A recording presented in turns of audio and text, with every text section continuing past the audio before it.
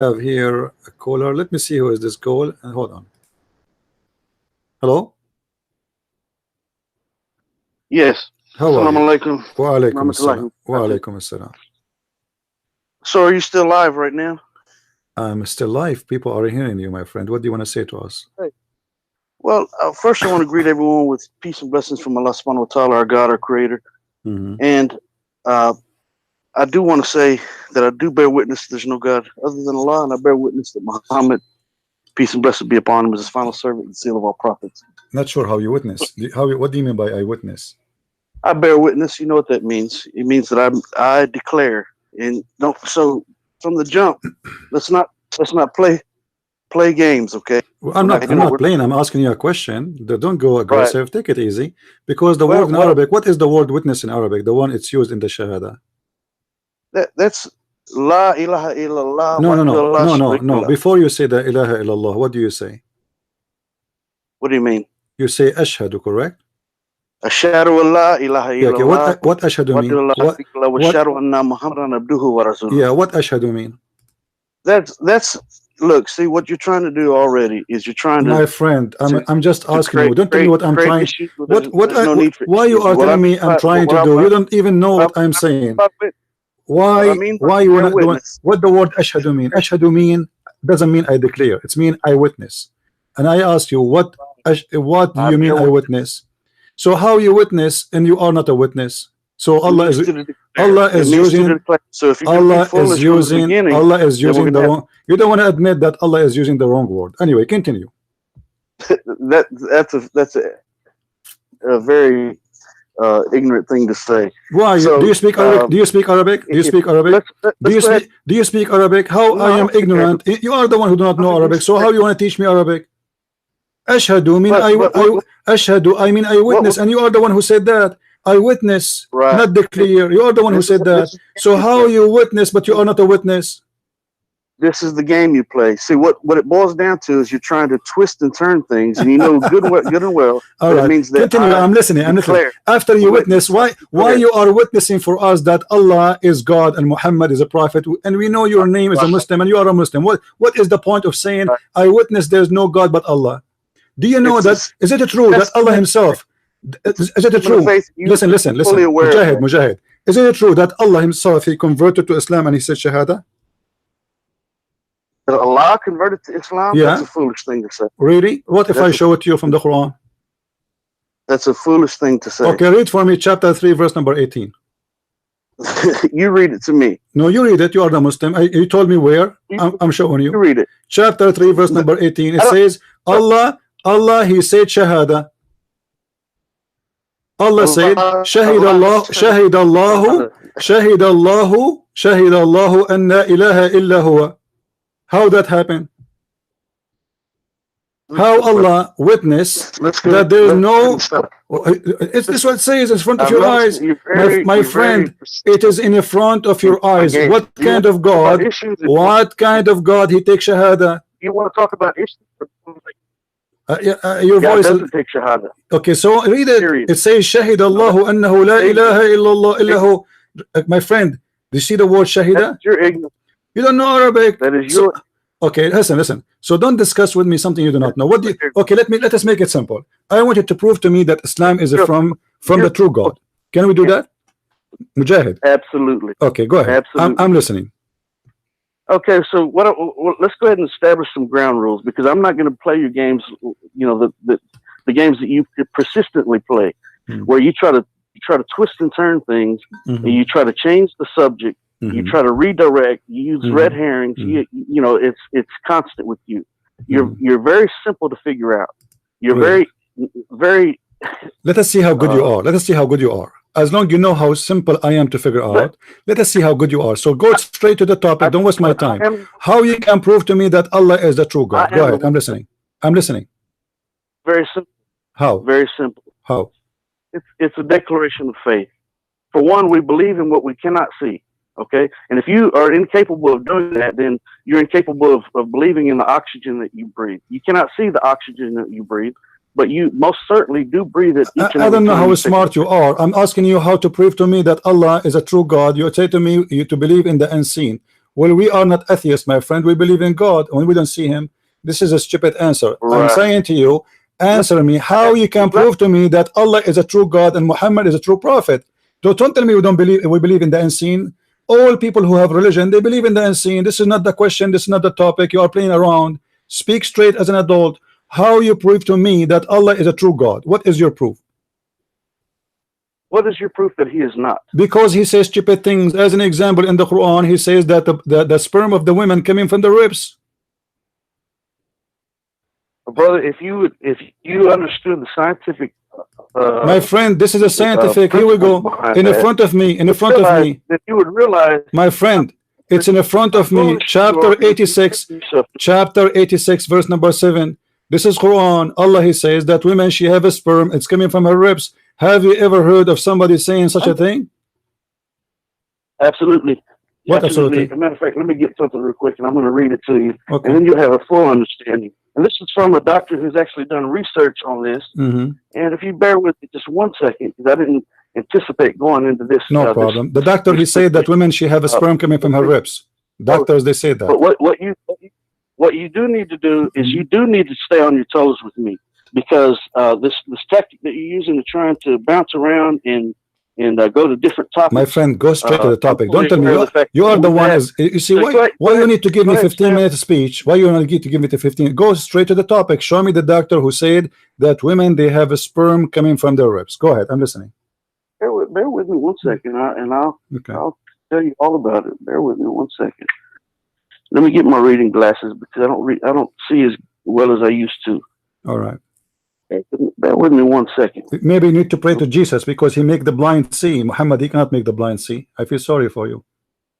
Jesus said of his own self he could do nothing. He came to do the will of the one. Yeah, this is the man. This is the man. This is the man. But the Quran says, I make the blind see. I heal the leper. I.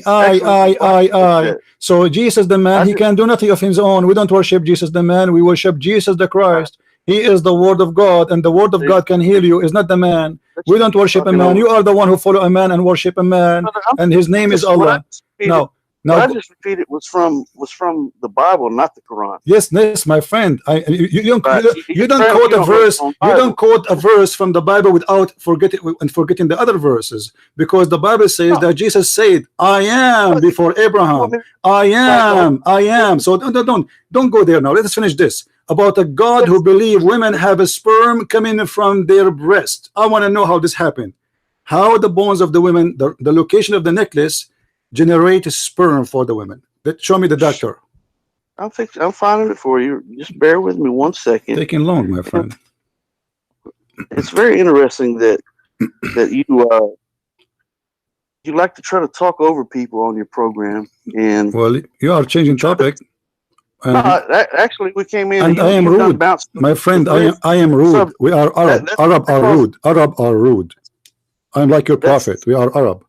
So now don't waste my time. Give me speeches. You are easy to figure out. You said something, it's very funny. I want you to get the proof. Who is the doctor who said to you that women, she have a sperm coming from the bones of her ribs? I want to know his name. Right, I've got the book in my hand right now. If you give me a moment to look for it, I would. Okay, Developing the Human. Dr. Moore and Prasad. Dr. Moore. Dr. Moore. Okay. 8. Human Development. Page what? Page what? Page what? Page what? The 5th edition, page number 8. But this guy is a Muslim, right? No, this is just a medical doctor. No, he's a doctor. No, he's a Muslim. We know his name. His name is mentioned in all Islamic books because he's a Muslim. Now, what he said. Read for me. Read for me. Yes, he is. Yes. Read for me. What he said. Let us laugh.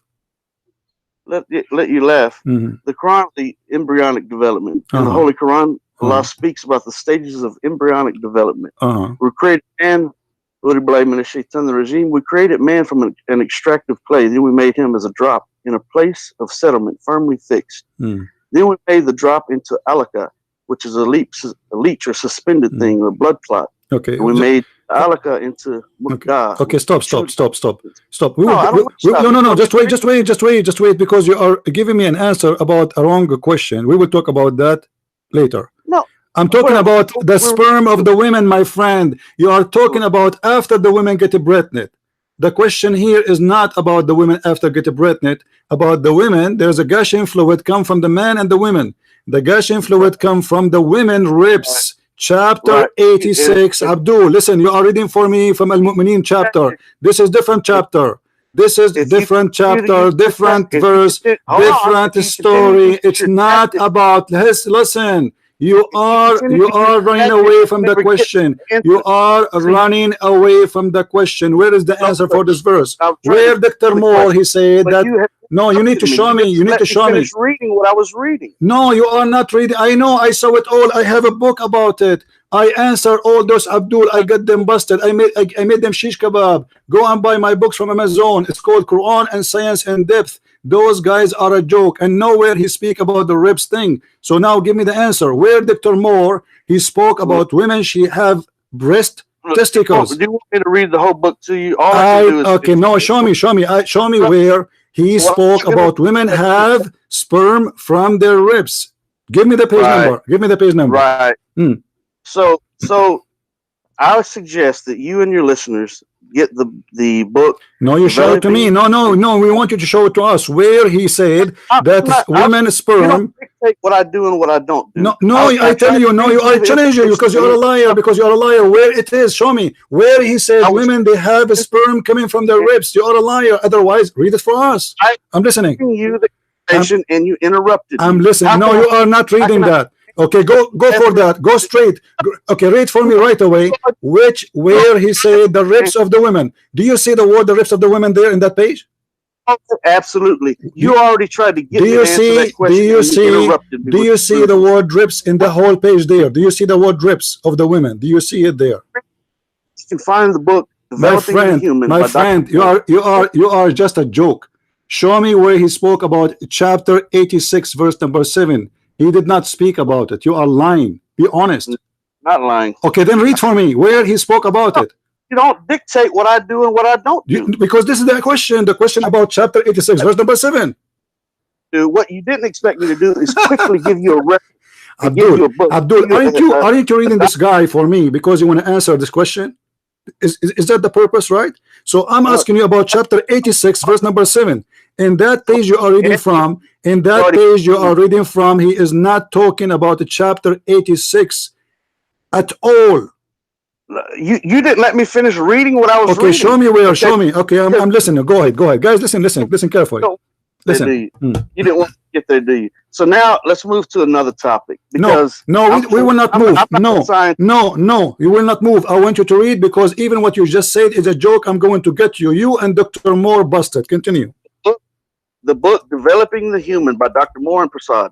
Okay, so he is not a Muslim, by the way. You are a liar. And I suggest that you get the book Developing the Human, and you can read all about. No, why you don't read for us? No, you read for us. We want to laugh. It is comedy day.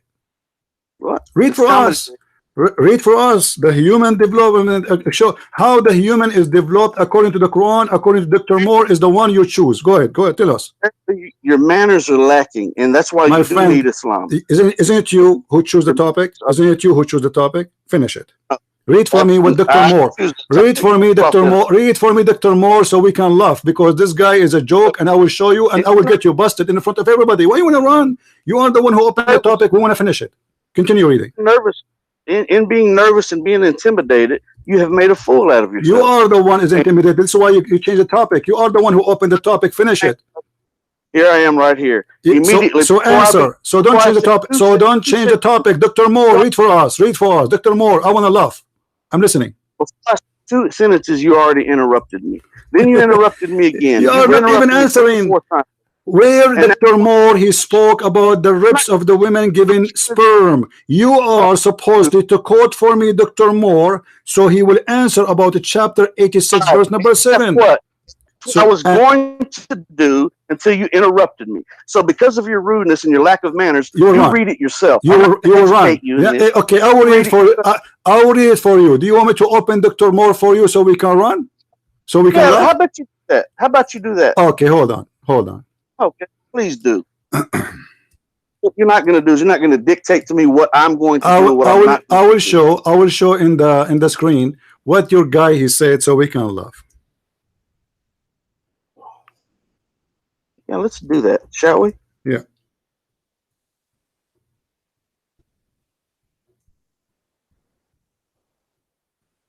All right.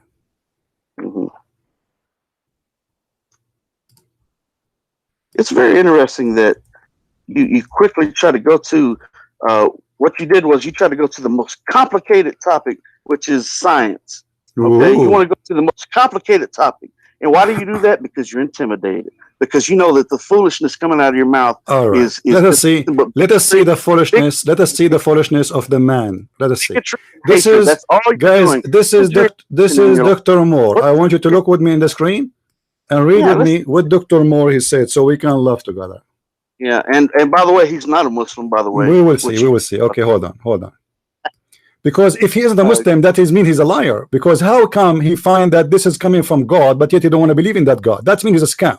You just admitted that he is a scam. Because if somebody believes that this is the truth and this is coming from the true God, that means he is a scam. Now let us read together what he said. This guy, he never spoke about what you just read for us.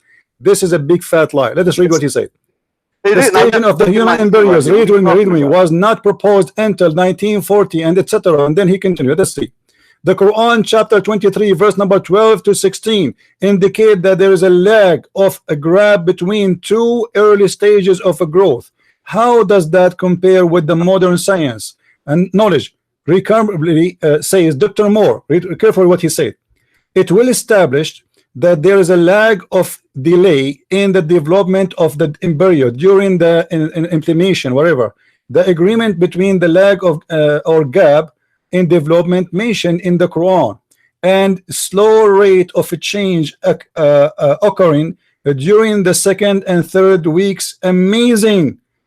2 and second and third weeks. Read carefully. Then he says, finally, Dr. Moore conclude by saying the agreement that he has found the Quran statement may help to close the gap between the science and the religion which has existed before for so many years. How is that? Above evidence. Hold on. What you're doing is confirming the truth. Hold on. Keep reading. Because everything you're going to read actually the article it doesn't speak against the Quran. It confirms the Quran. Okay, let me show you. Let me ask you. He could not read nor write. My friend. Let us read. The invention of the modern science. Abdul. So you just shook down. You just broke down and dismantled your whole argument. You are a coward. Are you going to hang up? Are you going to hang up? Are you going to hang up and run? Is that what you do? Are you preparing yourself to hang up? So don't hang up. Okay, promise me.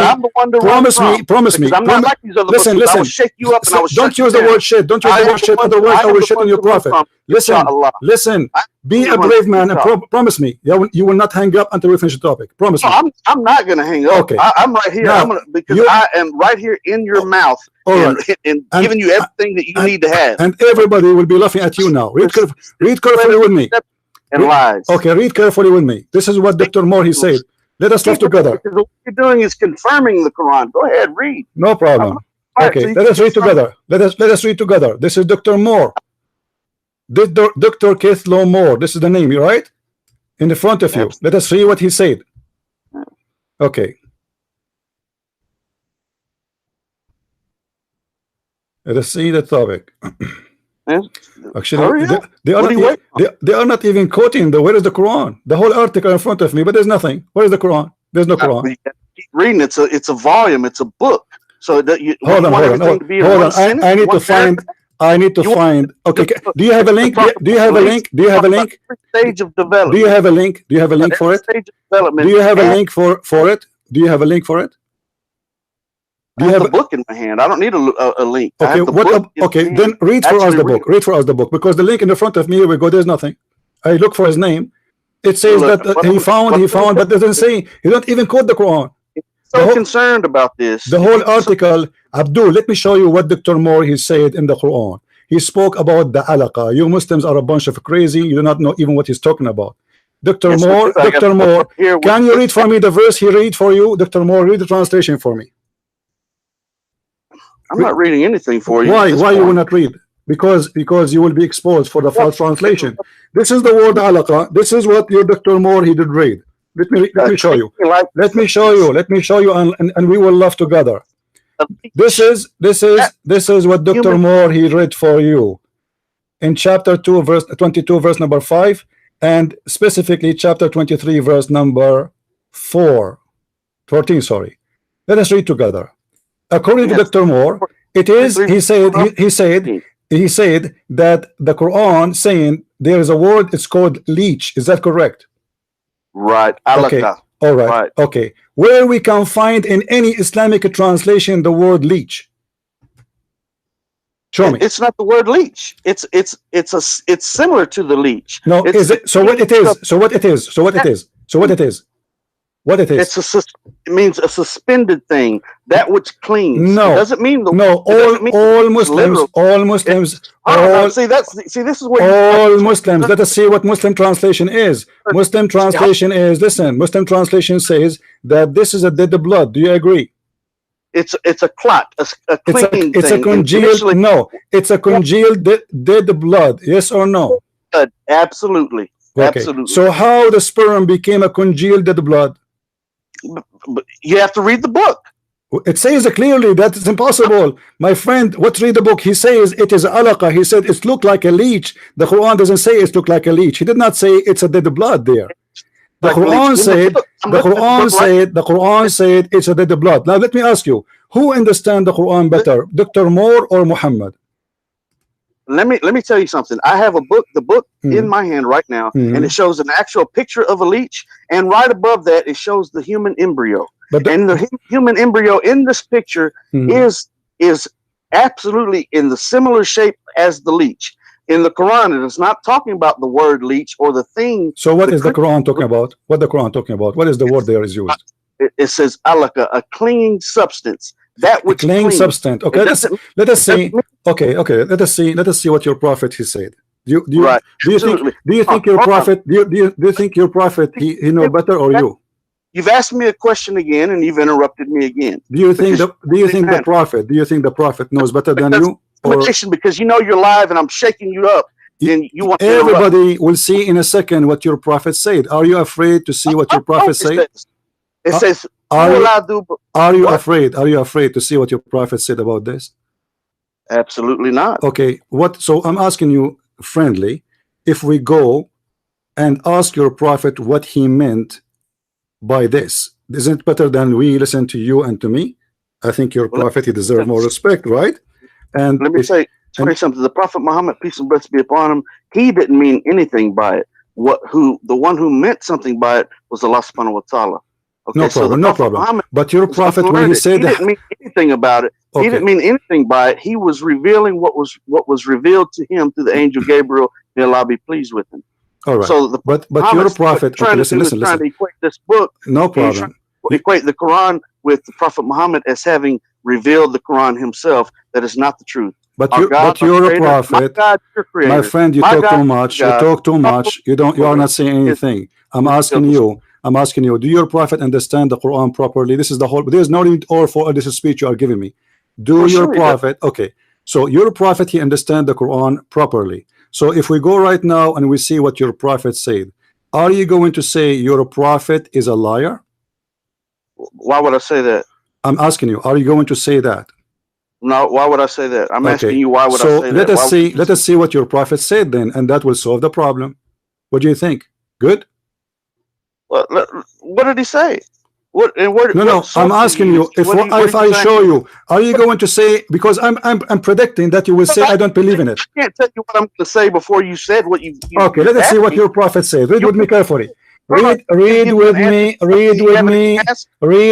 Okay, read with me. Are you looking at the screen? Are you looking at the screen? Stop screaming, you idiot. Look, read with me. Your prophet is said something. Respect your prophet and read.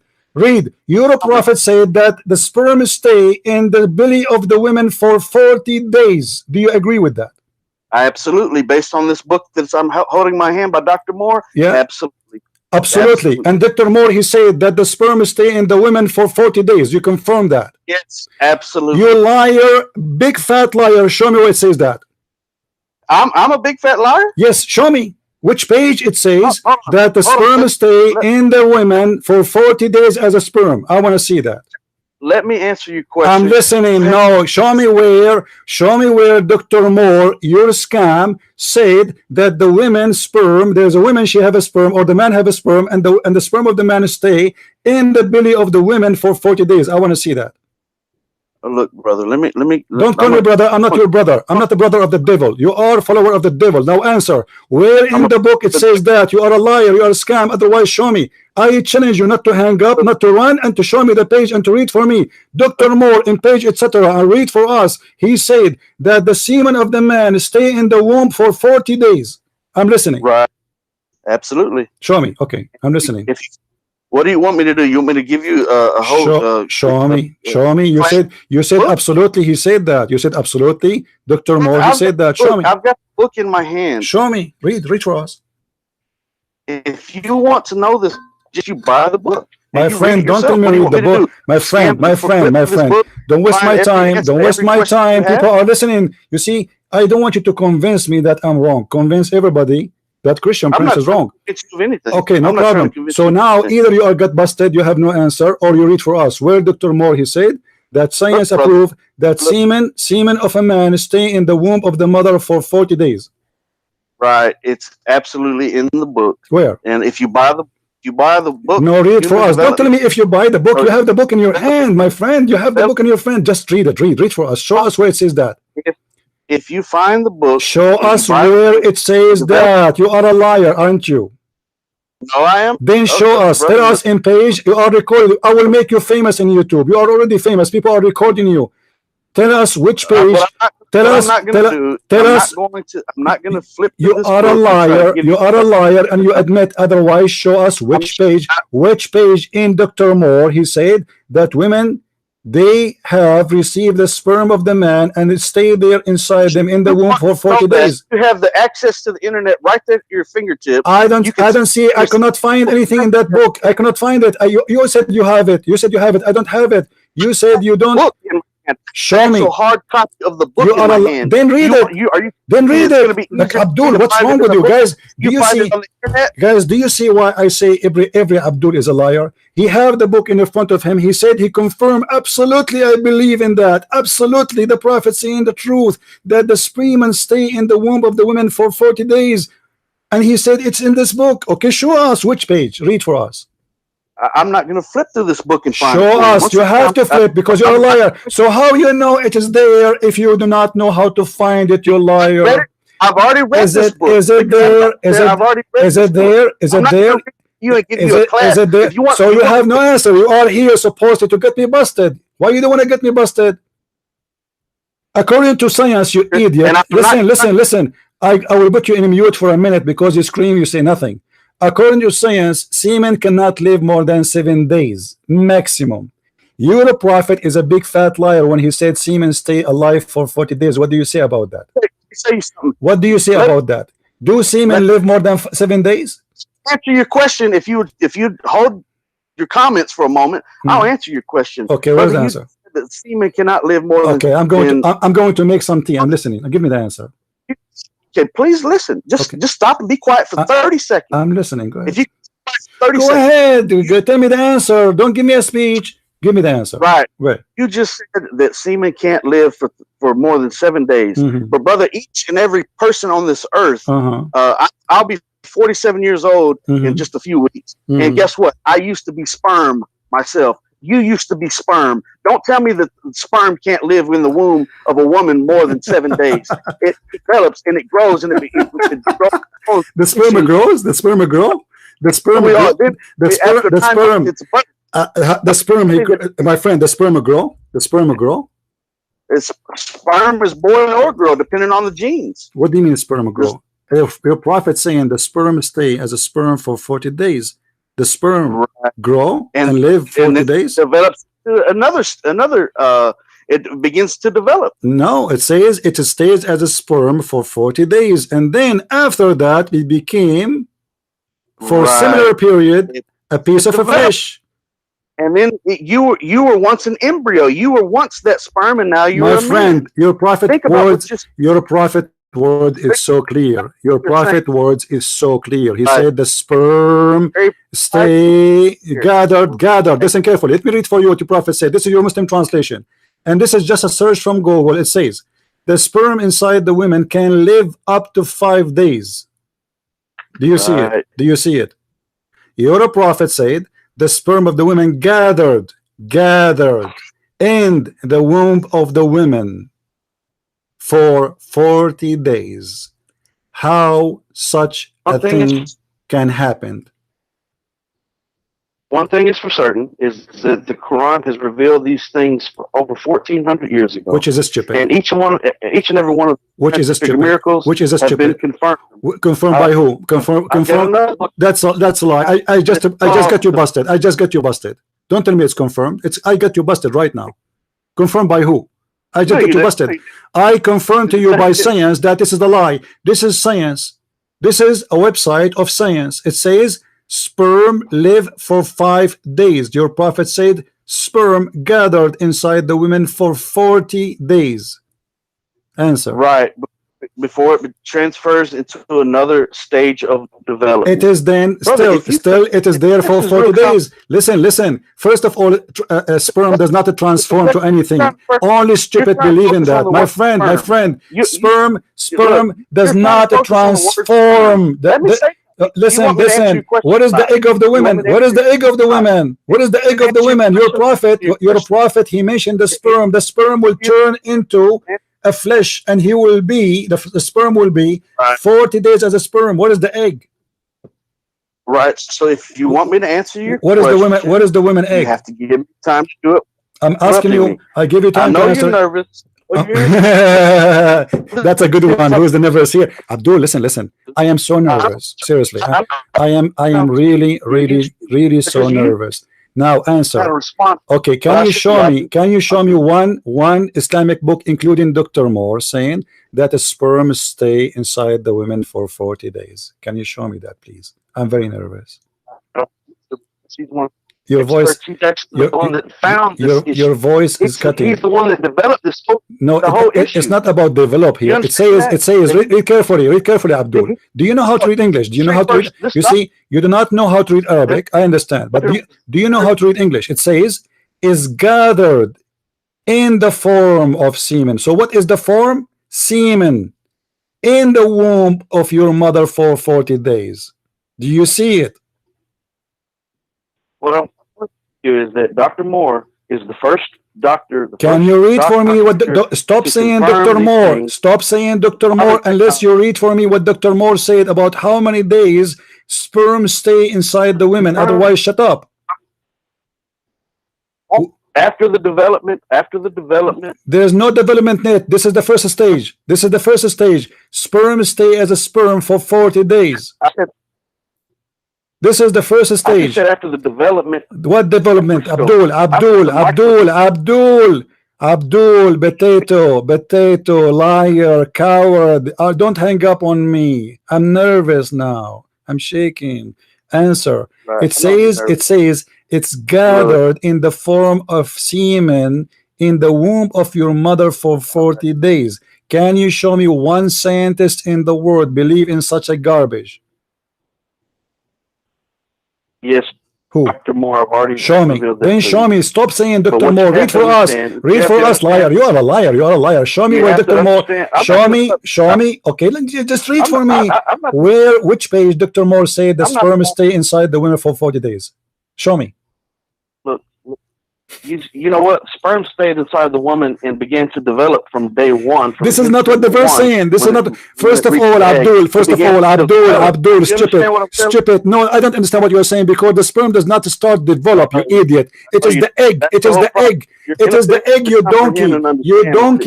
donkey. Listen, it is the egg who starts development. It's not the sperm. The sperm does not develop.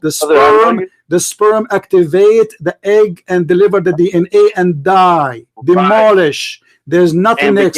Nothing next. The one who developed is the egg. Your prophet forget about the egg. So now, Abdul, son of Muta, listen, I don't have time for kids. Either you agree that you are a coward and Dr. Moore never said anything, even though he is a liar like you, or you read for us. Is that fair, guys? So I'm going to give you the mic. Be a man. Open the Quran. Tell us which page. Read for us that Dr. Moore said that the sperm of the women stay inside her, gathered inside the women for 40 days. Show me, or I will help you more. Show me where Dr. Moore he said that the sperm development, because you like to use this word, take 40 days. Show me. The mic is yours. I'm listening. Able to get this information. Listen, show me. Okay, I'm listening. If you get the book, the development. Don't tell me if you get the book. Are you a donkey or what? Are you a donkey? Don't stop telling me if you get the book. Show me. I do not have the book. And you are a liar. Open the book. Your book in front of your hand. You were flipping the pages a second ago. Read for us which page it says that the sperm stay inside the women and took it 40 days to develop, as you said. I will go with you. You said develop. Even the hadith doesn't say that. I will go with you. Show me where it says that. I'm listening. Show you where it says what? The sperm took it 40 days to develop. Show me where it says that in Dr. Moore book. Brother, you're going to have to understand the Don't call me brother, and I don't understand. No, don't waste my time. In order for you to let me mute you. Let me mute you. You are just a kid. Admit it. You are in the corner and you get busted. If you don't show us, people are. Do you see that? Do you see the chat? The chat is boiling. People are laughing, dying from laughing. So you better show us where. You better show us where. Can you show us where it says that, or you cannot? Be honest. Yes, I can. Okay, show us. The book, The Developed by Dr. Moore. Show us. Show us. I'm listening. Show us which page and read for us. I'm going to shut up. I'm not looking it up for you. I'm not giving you the page. I'm giving you the book. You have to study really? the whole book and read the whole book to understand it. Guys, I'm not going to give you the page. I will give you the book because there is no such a thing. You're a liar. You're a liar. You are a liar. Just admit you're a liar, like a prophet. Listen. You're a prophet. You're a prophet. His specialty is lying. Is stupid.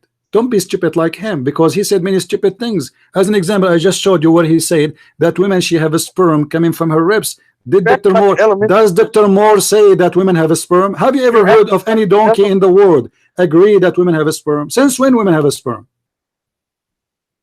You're acting like an elementary school child. Since when women have a sperm? Answer. Since when women have a sperm? Women don't have sperm. They have a egg. So why your Quran says though? Brother, you don't call me brother and answer. The Quran. This is the Quran in front of your eyes. Chapter 86, verse number 7. It is gushing fluid coming from the man and the women, and that will cause the baby. Do you agree? Right. There's no fluid within the woman. Of course, there's fluid in the woman. And that will make the baby. And that will make the baby. And that will make the okay. And that fluid. And that fluid, according to the Quran. Thank you very much, guys. Guys, hold on. This guy, he just admitted that it's a fluid coming from the women will make the baby. Now, the Quran says in that chapter that fluid is coming from the ribs of the women. Do you really believe in that? PhD.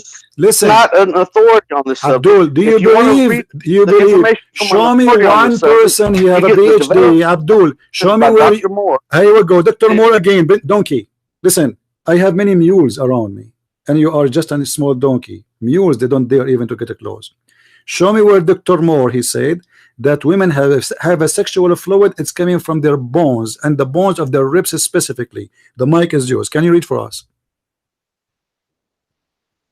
I didn't hear anything said because I wasn't listening. Can you read for us? Can you read for us? Anywhere in Dr. Moore book it says that women have a sexual fluid coming from the ribs of the women. Look. Can you show us? Let me ask you a question. Don't ask me. Answer the question. Can you find me anyone in the world believe that women she have a sperm coming from her ribs? Yes or no?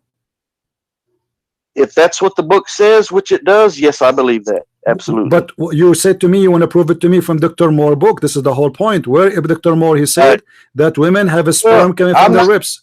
I'm not going to. You realize that it would take me time to look through this book and find that subject. Okay, I will give you. Listen, I will give you 10 years. Is that a good deal? I will give you 10 years. Is that a good deal? I don't need 10 years. What I need you to do is take some money. No, I will give you 20 years. You are a liar. Otherwise, why you don't need 10 years? You need it because maybe by then you will die and then you escape from this challenge. Otherwise, show it to me right now. You are the one who read the whole book. You are the one who read the whole book. Did you read the whole book or only the cover? Did you read the whole book? I read the whole book. The name of the book is The Developing Human by Dr. Great. So where Dr. Moore, he can explain to us how the Quran say women have a sperm coming from their ribs. According to science, women have no sperm. You want me to tell you where? You want me to tell you where? Okay, I will tell you where. It's in the book The Developing Human by Dr. Moore. Right. You know, they say in China, he left as a donkey, he never came back as a horse. Do you want me to tell you where? Do you want me to tell you where? Do you want me to tell you where? It's in the book. Do you want me to tell you where? Do you want me? Are you a kid? How old are you? How old are you? How old are you? You're embarrassing yourself. You don't even realize it. How old are you, Abdul? For the sake of Allah, leg. You know, for all your listeners. How old are you? For the sake of Allah, leg. So Abdul, just to be honest, I want to be sure that you are not calling me Abdul. My name is Mujahid al-Islam. You are Abdul. You are Abdul. You are a potato, and you are not a mujahid. You are a potato. If you are a mujahid, you will go and do jihad. I'm a mujahid. I'm right here doing what I do. Where? Doing what? You cannot even read the page for us. You don't even dare to read the page for us. You are Abdul. You are Abdul, and your prophet is our joke. We are making fun of him. He is a donkey. He is a liar, and you don't dare to answer. If you are a mujahid, then give me the answer. This is the interpretation of Al-Jalalain in front of your eyes.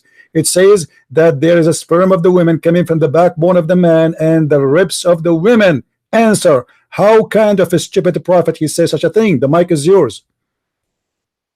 Okay, you want me to give you the page? It's one of the pages within the book, The Developing Human by Dr. Moore. It's going to be one of those pages. Okay, let me tell you something. Do you want me to give you a page? I have a book, all of it, exposing Dr. Moore and making him look like a joke because he's a joke. Look it up. I did. There's nowhere in the book, his book, it says that women have a sperm coming from their ribs, and you are a liar. Otherwise, do you have his book? Okay, listen. What about? You don't even have the book. You was trying to look up information on the internet. I could find it. I could not find it. Listen. I could not find it, Abdul. You are a liar. Show it to me.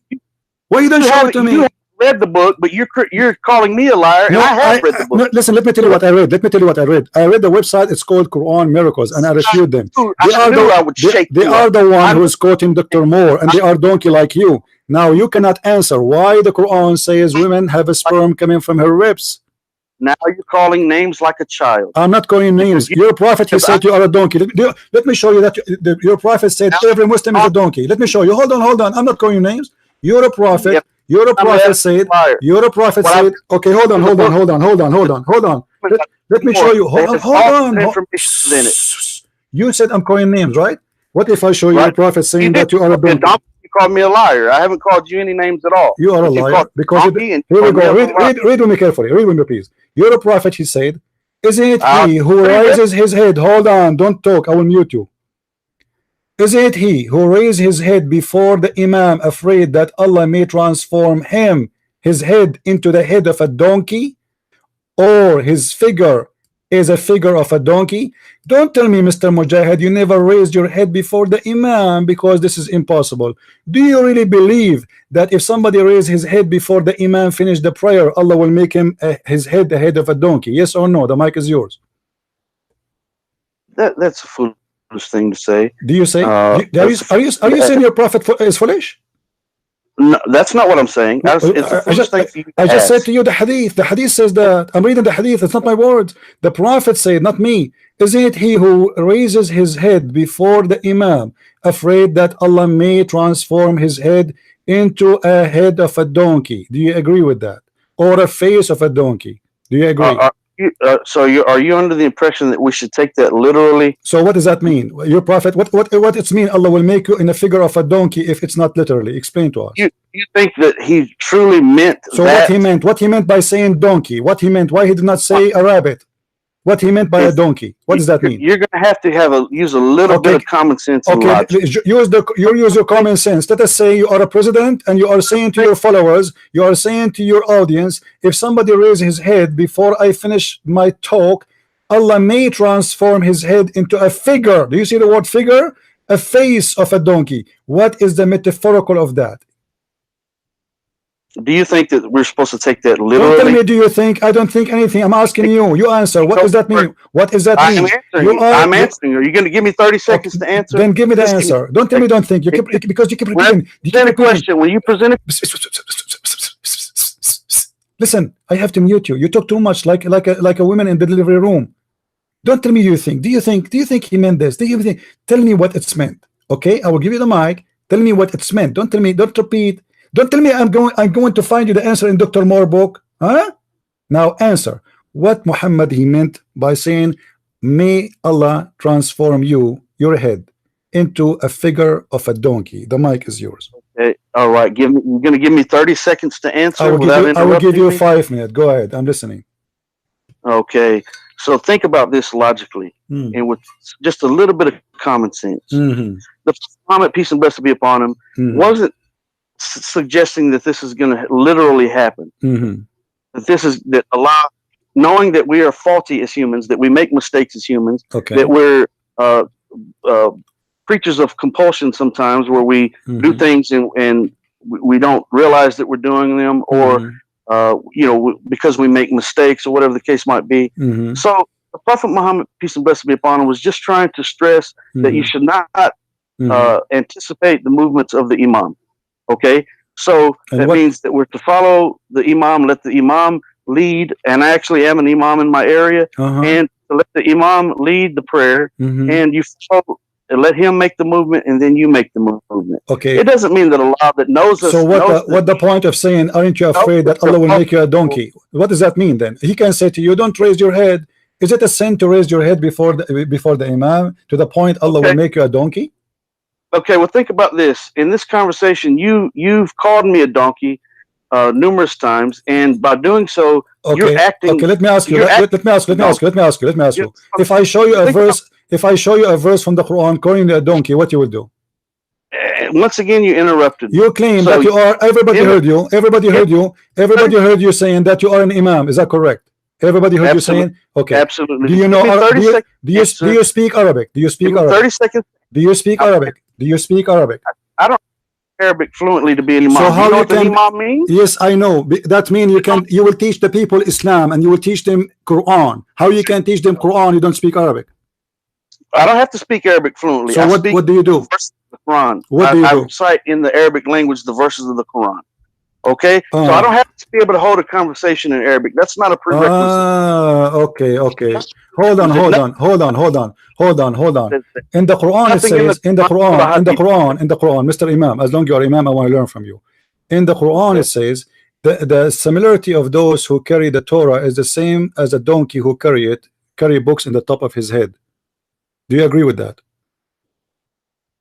What do you mean? The similarity of those who carry books the same as a donkey. Are you a person who carry a donkey, carry a book, or you are a donkey? Which mean? Where did you read that? Which mean a person who carry a book but he cannot read it, he is a donkey. This is what your prophet's saying. Do you agree with this? A person that what? The one who carry a book, but he cannot read it, he's a donkey. Right, meaning the one who carries the book and does not read it is a donkey. Or he cannot read it. No, or he does not. He chooses not to. You understand what I'm telling you? Okay. And did you choose to read the? You have the blueprint. Okay. You refuse to follow. Okay, hold on. So you carry the Quran. Do you choose to read it or not to read it? I read it. How you can read it but you don't know Arabic? I do. This is a few verse you know. Okay, read for me this verse in front of you. Read this verse for me. Don't tell me Iqra. This is the only one you know. Bismillahirrahmanirrahim. I know a bunch of them. What are you talking about? Okay, read for me this one then. Read for me this one. It's in front of you on the screen. It's in front of you on the screen. Read it for me. As long as you know how to read. Read it for me. It's in front of you on the screen. Do you want me to help you? You claim. I'm not looking. I'm on my cell phone. You can. I'm not even looking at the screen. Okay. You are an Imam. I'm on my cell phone. Okay. You are an Imam. No problem. Which verse in the Quran speak about Torah, carrying Torah, and you will be like a donkey if you carry it without reading it or knowing how to read it? Which verse? Which chapter? Which chapter? Got it right there. Which chapter? Where? What do you mean right there? Tell me which chapter. You are an imam, right? Yeah. You're an imam in the mosque. Don't tell me you're an imam, but you do not know where this verse is located. You're looking at. Where we can find this chapter? Brother, look, you're looking at it right there. Brother, you are looking. Are you not? Abdul, you told me you are not looking at the screen, and now you are saying to me you are looking at the screen. You told me you couldn't see the screen. So read it for me. Okay, what chapter is that? What chapter is that? What? Okay, Abdul, as long as you are looking at me at the screen, this is what a chapter. This is what chapter. This is what chapter. What chapter I'm reading from? I don't have every verse and every reference memorized. You understand that? Okay. Nor is that a requirement. Okay. If I did have it, it'd be better. That'd be great. But no, I don't have that. I don't know. I can't tell you exactly where that's at. All right. And I don't feel ashamed. Okay. And I don't feel ashamed about that. There's no reason to be ashamed about that. So now, I'm sure I can. Okay, no problem. Your prophet, he said, we never send a messenger to any nation unless he speak the language of his people. Do you agree with that? I do. Okay. How Muhammad became your prophet if he is not from your nation and don't speak your tongue? What do you mean? He's for one, Muhammad, peace and blessings be upon him. My friend, I just ask you. Listen. What do you mean? You told me what do you mean? You said to me. What do you mean? 30 seconds to answer that. To answer what? To answer what? Do you understand the question? Do you understand? Okay. Do you understand the question first? Do you understand? You told me what do you mean? Why you said to me what do you mean? If you understand the question, I can't believe you don't understand it. That's why I'm asking. Okay, I'm not asking. So what is the meaning? So I don't know. What is the meaning? What is the meaning? I understand how you don't comprehend it. No problem. What is the meaning? You understand? What is the meaning? Tell us what is the meaning. What Very is the simple. Full 30 seconds. That's all I need. No problem. Go ahead. A full 30. Okay. So the Prophet Muhammad, peace and blessings be upon him, came during what's called the period of Jahiliyyah, the age of ignorance. Well, guess what? This period of Jahiliyyah happened amongst peoples of all of the prophets, the 124,000 that have come to this earth, which is the Hadith. How you know? Okay, how you know there are 123,000? Where do you get this number from? Once again, you didn't give me a full 30 seconds. But you are giving me a number. They are scary. 124,000 prophets. What you can ask me that after my first answer. Just take a note, guys. 124,000 prophets. Okay, go ahead. 24,000. Go ahead and write it down, and we'll get to that here in a second. But I'm going to start over with this 30 seconds and try to show a little self-respect and respect for your listeners. Okay.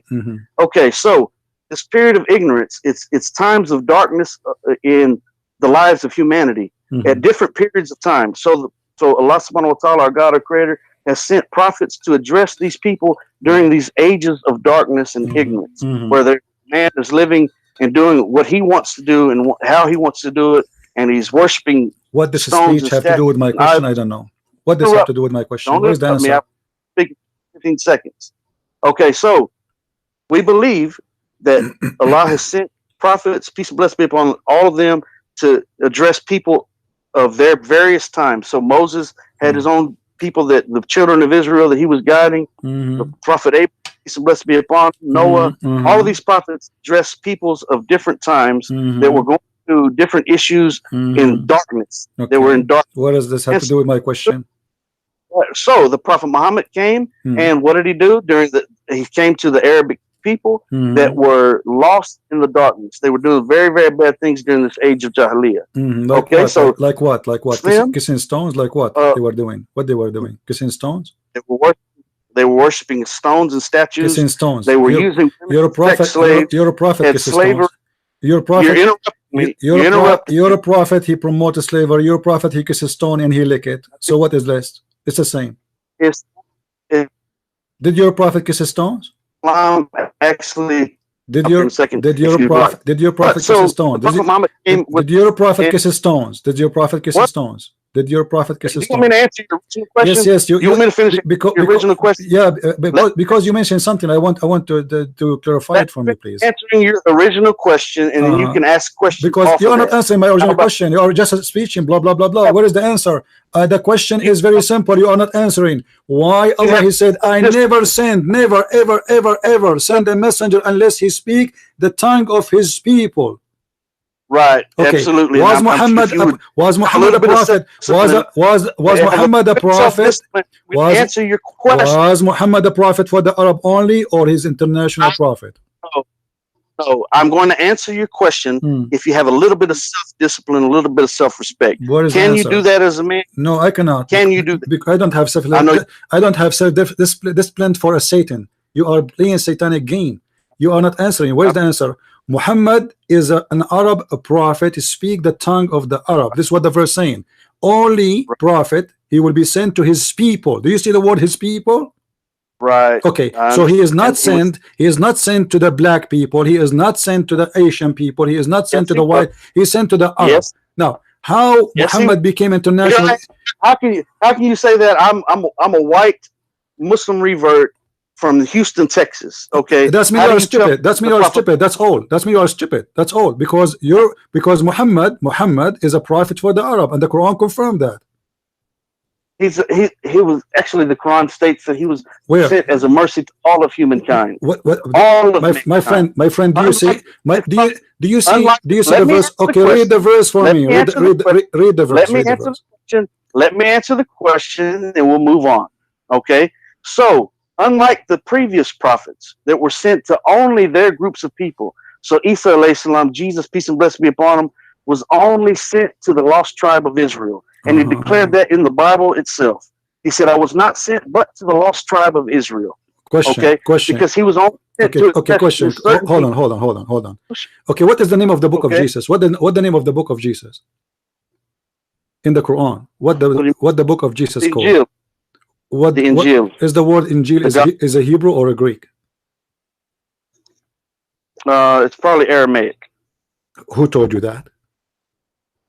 I don't have to. That's the language that Jesus spoke, Aramaic. That's a known fact. Okay. How Jesus is a prophet? He speak only to the tongue of his people Israel, and he speak Aramaic. You just said that. You said Jesus was sent to the Jews, and he speak the tongue of the Jews, and he sent to the lost tribe of the people of Judah, and you just said that Jesus speak Aramaic.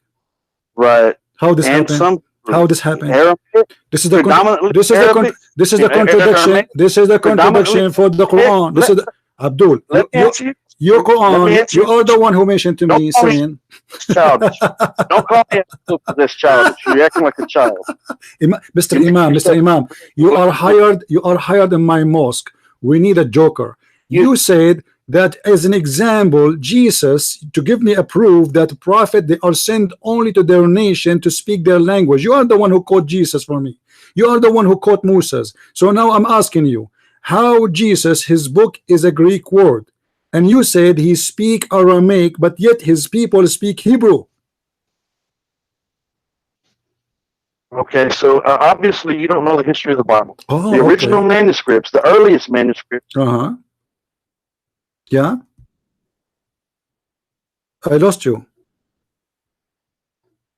Hello? The earliest manuscripts. Yeah. I don't know what kind. Are you stealing the internet from your neighbor? This is why your internet is so weak? Because Muslims, they do that always. It's halal. I don't hear you. Are you there? What happened to this guy? I can't hear you. Your voice is gone. I don't hear you. If you have many applications, close them. If you have many applications, close them, please. We don't hear you. Well, I'm still here. All right, start again. So you said I don't have the history of the manuscript of the Bible. You said that. Right. Okay. What? Continue, please. I'm listening. What you want to say? So let's go ahead and calm down a little bit, shall we? No problem. I'm listening. So what? I don't understand. I don't understand the history of the Bible. What does that mean? What does that mean? I don't understand the history of the Bible. Yeah. Okay? What does that mean? So the original manuscripts of primarily the New Testament are written in Greek, right? But known fact, it's a fact of Christendom, of Christian scholars themselves, that Jesus actually spoke Aramaic. And he spoke some Hebrew because he was around Jews of that time. He spoke primarily Aramaic. Aramaic, and he spoke some Hebrew. But the scriptures themselves didn't come along and didn't develop until many years after Jesus. So why your God, he is adopting the names which is made by the Greek, not the name which he gave. What is the name of the book Allah he gave to Muhammad, to Isa? He gave him Injil. He gave him the Injil, the gospel. But the Injil is a Greek word. It's not a Greek word. It is a Greek word. Aramaic word. Okay, let us say it's Aramaic for the sake of argument. The verse in the front of you, it says that, and you are the one who told me that Isa was sent to the Jews speaking their language. Correct? Right. Is the language of the Jews according to Islam is Aramaic or Hebrew? Aramaic and Hebrew. Islam teach that? Where you can show me that? Can you show me? Islam doesn't have to teach that. No, it says because in the front of me it says that. It says we sent not a messenger except to teach in the language of his own people. Right. Right. Okay. His own people spoke Aramaic, Hebrew. All right. So it's all right. But the name of the gospel is in a Greek. It's not even Hebrew. It's not even Aramaic. That's not in the Greek. The Injil is going to be in Arabic and Aramaic. Aramaic is the sister language of Arabic. My friend, Injil is not an Arabic. A Greek word. It is a Greek word. No, it is not. Are you sure? Actually, no, it is not. Where do you get this from? Where did you get it from? It's just simply not. You can search any dictionary in a second. Search it. Get the searching. The Injil is not. What Dr. Moore he said to you about the word Injil? Dr. Moore, did he say anything about the word Injil? Where do you get this from? Are you going to just be silly? People are laughing at you. People are laughing at you. People are laughing at you. Now let us go back to the topic. You're a prophet. Yeah, let's go back to the topic. The word Injil is not a Greek word. No, it is. You're a prophet. He is saying that only messengers sent to their own people. Now, the question is, you're a prophet. Are you from the Arab? Are you from the Arab? It says, do you see that Quran in front of you? It says his own people. His own people. So Muhammad, he was sent to his own people. Was not sent to you. He was sent as a mercy to all of mankind. What the mercy? He said, the mercy of mankind he have is his sword. No, he didn't. Really? The word sword is not revealed anywhere in the Quran. Oops. I don't know where the word sword. The Quran does not have the word sword in it. I don't know where you get this from. Really. Okay. This is in the Hadith. It says absolutely. That. In the Hadith it says. But what I just said is it's not in the Quran. Where? Okay. What is the word sword is not in the Quran. People like to try to say that the word sword, Islam is spread by the sword. Islam, the word sword is not in the Quran. Okay. So in regards to answering your question, let me answer your question. And I'm going to try to break it down and make it simple for the layman. Okay. So Prophet Muhammad was sent to the Arabs. Why? Because the Arabs at that time were very big linguistically, meaning they were doing a lot of poetry. They were very, very well known for their poetry. And so what happened? Allah subhanahu wa ta'ala, let me give you two references. Moses, in the time of Moses, magic was big. Magic was big. That's in the amazing. time of Jesus, peace and blessings be upon him, medicine was big. What is the medicine in the time of Jesus? No, hold on. What is the time? No, don't. What is the medicine in the time of Jesus? No, don't jump. What was the medicine? What was... I'm going to get you busted. What is the medicine was practiced in the time of Jesus to make it unique? What is that? I don't know. I didn't understand what you just said. What you're trying to do is because you said medicine in the time of Jesus was developed or whatever. Right. What is that? Where you get from? It was very prominent. Where? Who said that? And the Romans adopted the Greek medicine. Okay, very prominent. Muhammad. So let me explain. Listen. Let me give you an answer. Did Jesus use medicine? Did Jesus use medicine in his miracles? Did he use medicine? Let me explain. Did Jesus use medicine in his miracles? Did he use medicine, or it was a miracle? I didn't say anything about that. What you did, why you are comparing what Jesus did with medicine then? Why you are comparing, Abdul? Why you are comparing medicine with the miracles of Jesus if Jesus never gave medicine? I didn't say that he gave medicine. So why you are comparing him with medicine? Why? If you be quiet, have a little bit of self-discipline. What the medicine have to do with Jesus? Jesus never gave medicine. I'll explain it to you if you be quiet. Can you do that just for a few seconds? Okay. In the time of Moses, magic was big. So our God, our Creator, Allah subhanahu wa ta'ala, gave the miracle of allowing the staff of Moses to turn into a snake and swallow up the other snakes, and to part the Red Sea, and to strike the rock, and water gush forth. That was his miracles to address the people of that time that were real big on magic. Now Jesus, medicine was real big during that time, the time of Jesus. It was very prominent. Romans were adopting the Greek medicines, and it was very prominent at that time. What did Allah do? He gave Jesus, peace and blessing be upon him, the gift of healing to override and to outdo the man-made stature and man-made claims of greatness. The workings of Allah through Jesus and through Moses outdid the magic and the medicine of their time. In the days of Prophet Muhammad, linguistically, through the poetry, it was very fluent and very well known. The Arabs were very well known for their linguistics.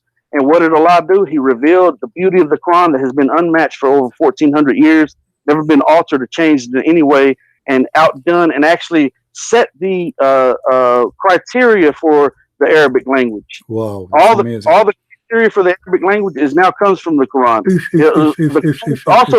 Hold on, it was revealed in the Arabic language because the Arabic language is easy to learn and to recite. So a man from Houston, Texas, that is white as can be, that did not grow up in the Middle East, can learn to recite the Quran in Arabic. But you did not learn Arabic. You are lying to yourself. You did not learn Arabic, and Arabic is very hard to learn. You are a liar. It's not easy. Is Arabic easy to learn? Is Arabic easy? Is Arabic easy? You say it. Everybody say it. Everybody heard you saying Arabic is easy to learn. Listen. Let me get you busted, guys. Hold on. Shut up, idiot. He said that Jesus in his time, medicine was very popular, so God, he gave him miracle of medicine, but Jesus did not use medicine. And there is no medicine in the world can make somebody resurrect people from death. And there is no medicine in the world can put some mud in the eye of somebody and give him eyes again. What does have to do with medicine? The Arabic Quran, which the Muslims they are so proud about, and this guy he is a stupid idiot. It says in the Quran itself that the Arab they make fun of the Quran. They were not astonished with it.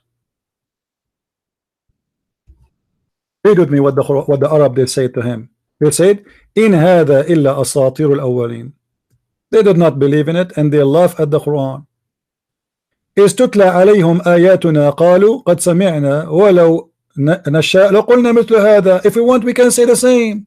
Read carefully, guys. Chapter 8, verse number 31.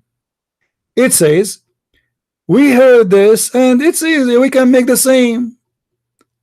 We can say the same." This is the story in there is the same as the ancient story, fairy tale stories. Do you see it? They said to him in his time, "What a big deal about this? You know, we can say the same." So the Arab they were not impressed with the Quran, and they were laughing at the Quran, accusing Muhammad of copying of fairy tale stories of people before him. Now I'm going to give the mic to Mr. Abdul, and I will ask him a silly question. If Muhammad brought a Quran, nobody can make like it. So what is the satanic verses which Muhammad he received? The mic is yours. There's no need to talk about the satanic verses. Yes, Muhammad he received satanic verses, and you said nobody can have Quran like Quran. What you're trying to do, because you have no ground to stand on, is you're trying to bounce around from any topic that you can. No, we are not. You are the one who said, I ask you about Muhammad being the prophet of the Arab, and the Quran confirmed that there is no prophet sent except to speak in the language of his people, because he is from the people. Bilisani qawmi. So there's two conditions. He has to be from the people and speaking to the people. Okay, let me ask you a question. What the Quran says about what is the reason to give the Quran in Arabic? What is the reason? Do you know? Yes, in order to preserve the original words of Allah subhanahu wa ta'ala. No, that's a lie. Which verse is saying which verse is saying to preserve the word of Allah? Where it says that? Which verse? It says it in the Quran that Allah. Where? You are an imam. You just quote for me you just quoted for me a verse in the Quran. Can you tell me where we can find it? You can find it. Where? Tell me where. You just quoted for me Quran. Don't play games. Right. Where it says I sent it the Quran, so it's going to be preserved. Preserve the Quran until the day of judgment. This is not what you said. This is not what you said, kid. This is not what you said. You said that Allah, He sent the Quran in order to preserve the Quran. Which verse says that? I said that He promised to preserve the Quran until the day of judgment. Okay, so now the question about the Arabic. Focus with me, please. The Quran was sent in Arabic. Right, because it's easy to learn.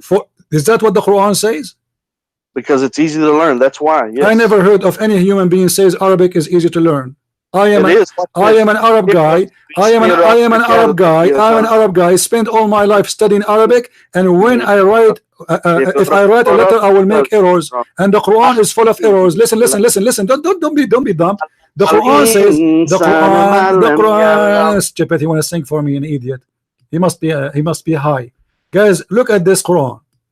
The Quran said that Allah, He sent the Quran in Arabic so you might understand. This donkey, he said to us, because it is easy. Arabic is easy. In chapter 12 verse number 2, it says the following, Abdul. Listen carefully and I will open the mic for you. Inna anzalnahu Qur'anan Arabiyan la'allakum ta'qilun. What does that mean? The mic is yours. Brother, I can't speak. Don't call me brother. Don't call me brother. Answer. What that means? Are you not a brother in humanity? No, I am not a brother. No, because Muslims, they are a liar. Muslims are not even allowed. Muslims are not allowed. Are not allowed to call non-Muslims brother. That's mean you are practicing taqiyya with me. That's not true. That is not true. This is true. This is true. Okay, then read for me chapter 5 verse number 51. We are brothers in humanity. No, we are not. We are not. We are not. We are not. We are not. You don't accept my calling. No, I don't want you to call me brother because you are a hypocrite liar. Now answer. Don't change the topic. Don't change the topic. Don't talk about love. Don't talk about love. Your God. You have hatred in your heart. Abdul. Because you're let me shut you up. Let me shut you up. You said you are a convert from Austin, correct? Or Houston? From Houston. Absolutely. Okay, no problem. Not a convert. And you said Islam teach you to love others. Is that correct? Absolutely, and I do love you. Okay, that's why okay. Let us see if this is true. Let us see if this is true or not. Chapter 9, verse number 23 says you cannot even be friend with your father and your brother from your blood. What do you say about that? Not if they're speaking against Islam. If they're fighting those. A second ago, you said to me you love me. You idiot. You liar. A second ago, you said to me I love you too. You said to me I love you. I speak against Islam. Shut up, idiot. Shut up, liar. Guys, did he say a second ago I love you too? Now I said to him, the Quran says it teaches you to hate your family and you cannot be friends with them. He said, if they are speaking against Islam, yeah, you know, but I am speaking against Islam, and a second ago you said to me you love me. I didn't say that to anyone. So why you cannot love your father and your brother in Islam? Well, sure, you love your father and your brother. No, you cannot. That if they're not Muslim, not to love your father and your brother. You cannot. My father is a Christian. I still love my father. You cannot. Okay, read for me the verse. Okay, I challenge you to read the verse. Chapter 9, verse number 23. Go ahead. You read it. I don't have. I did read it for you. I did read it for you. I did. I just did. So your understanding is my friend, not my understanding. Do you want me to show you the interpretation of the verse by the scholars? Do you want me to show you? Abdul, let me get you busted. Let me get you busted. Let me tell you something. My father is a Christian. Don't tell me something. Don't tell me something. Answer. Don't tell me something. My father is a Christian. Your father is ashamed of you. Now answer. The Quran says you cannot. This is the interpretation of Al-Jalalain. Do you see it? This is Al-Jalalain, Abdul. Do you see what Al-Jalalain is saying? Do you see Al-Jalalain? Do you see Al-Jalalain? Stupid. Do you see it? You cannot choose them as a friend for you. Who? Your brother and your father. For they choosing not to believe, over believe. So shut up. Stop lying to yourself. This is Tafsir Al-Jalalain.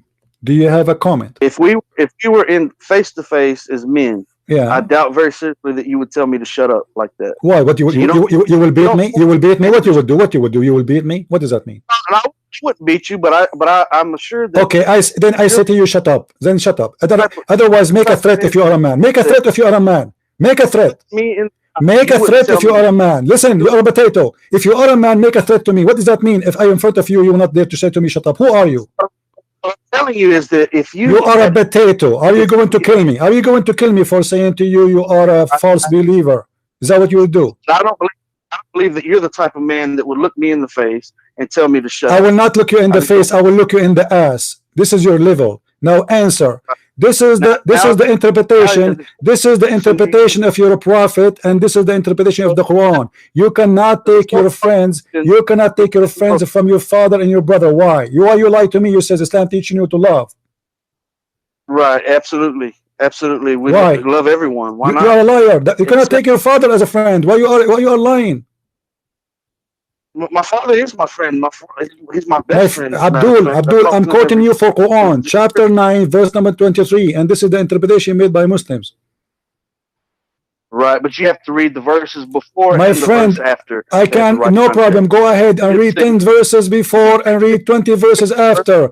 And this is the interpretation of the verse in the front of you will not change anything, because interpretation for the verse is interpretation for the verse.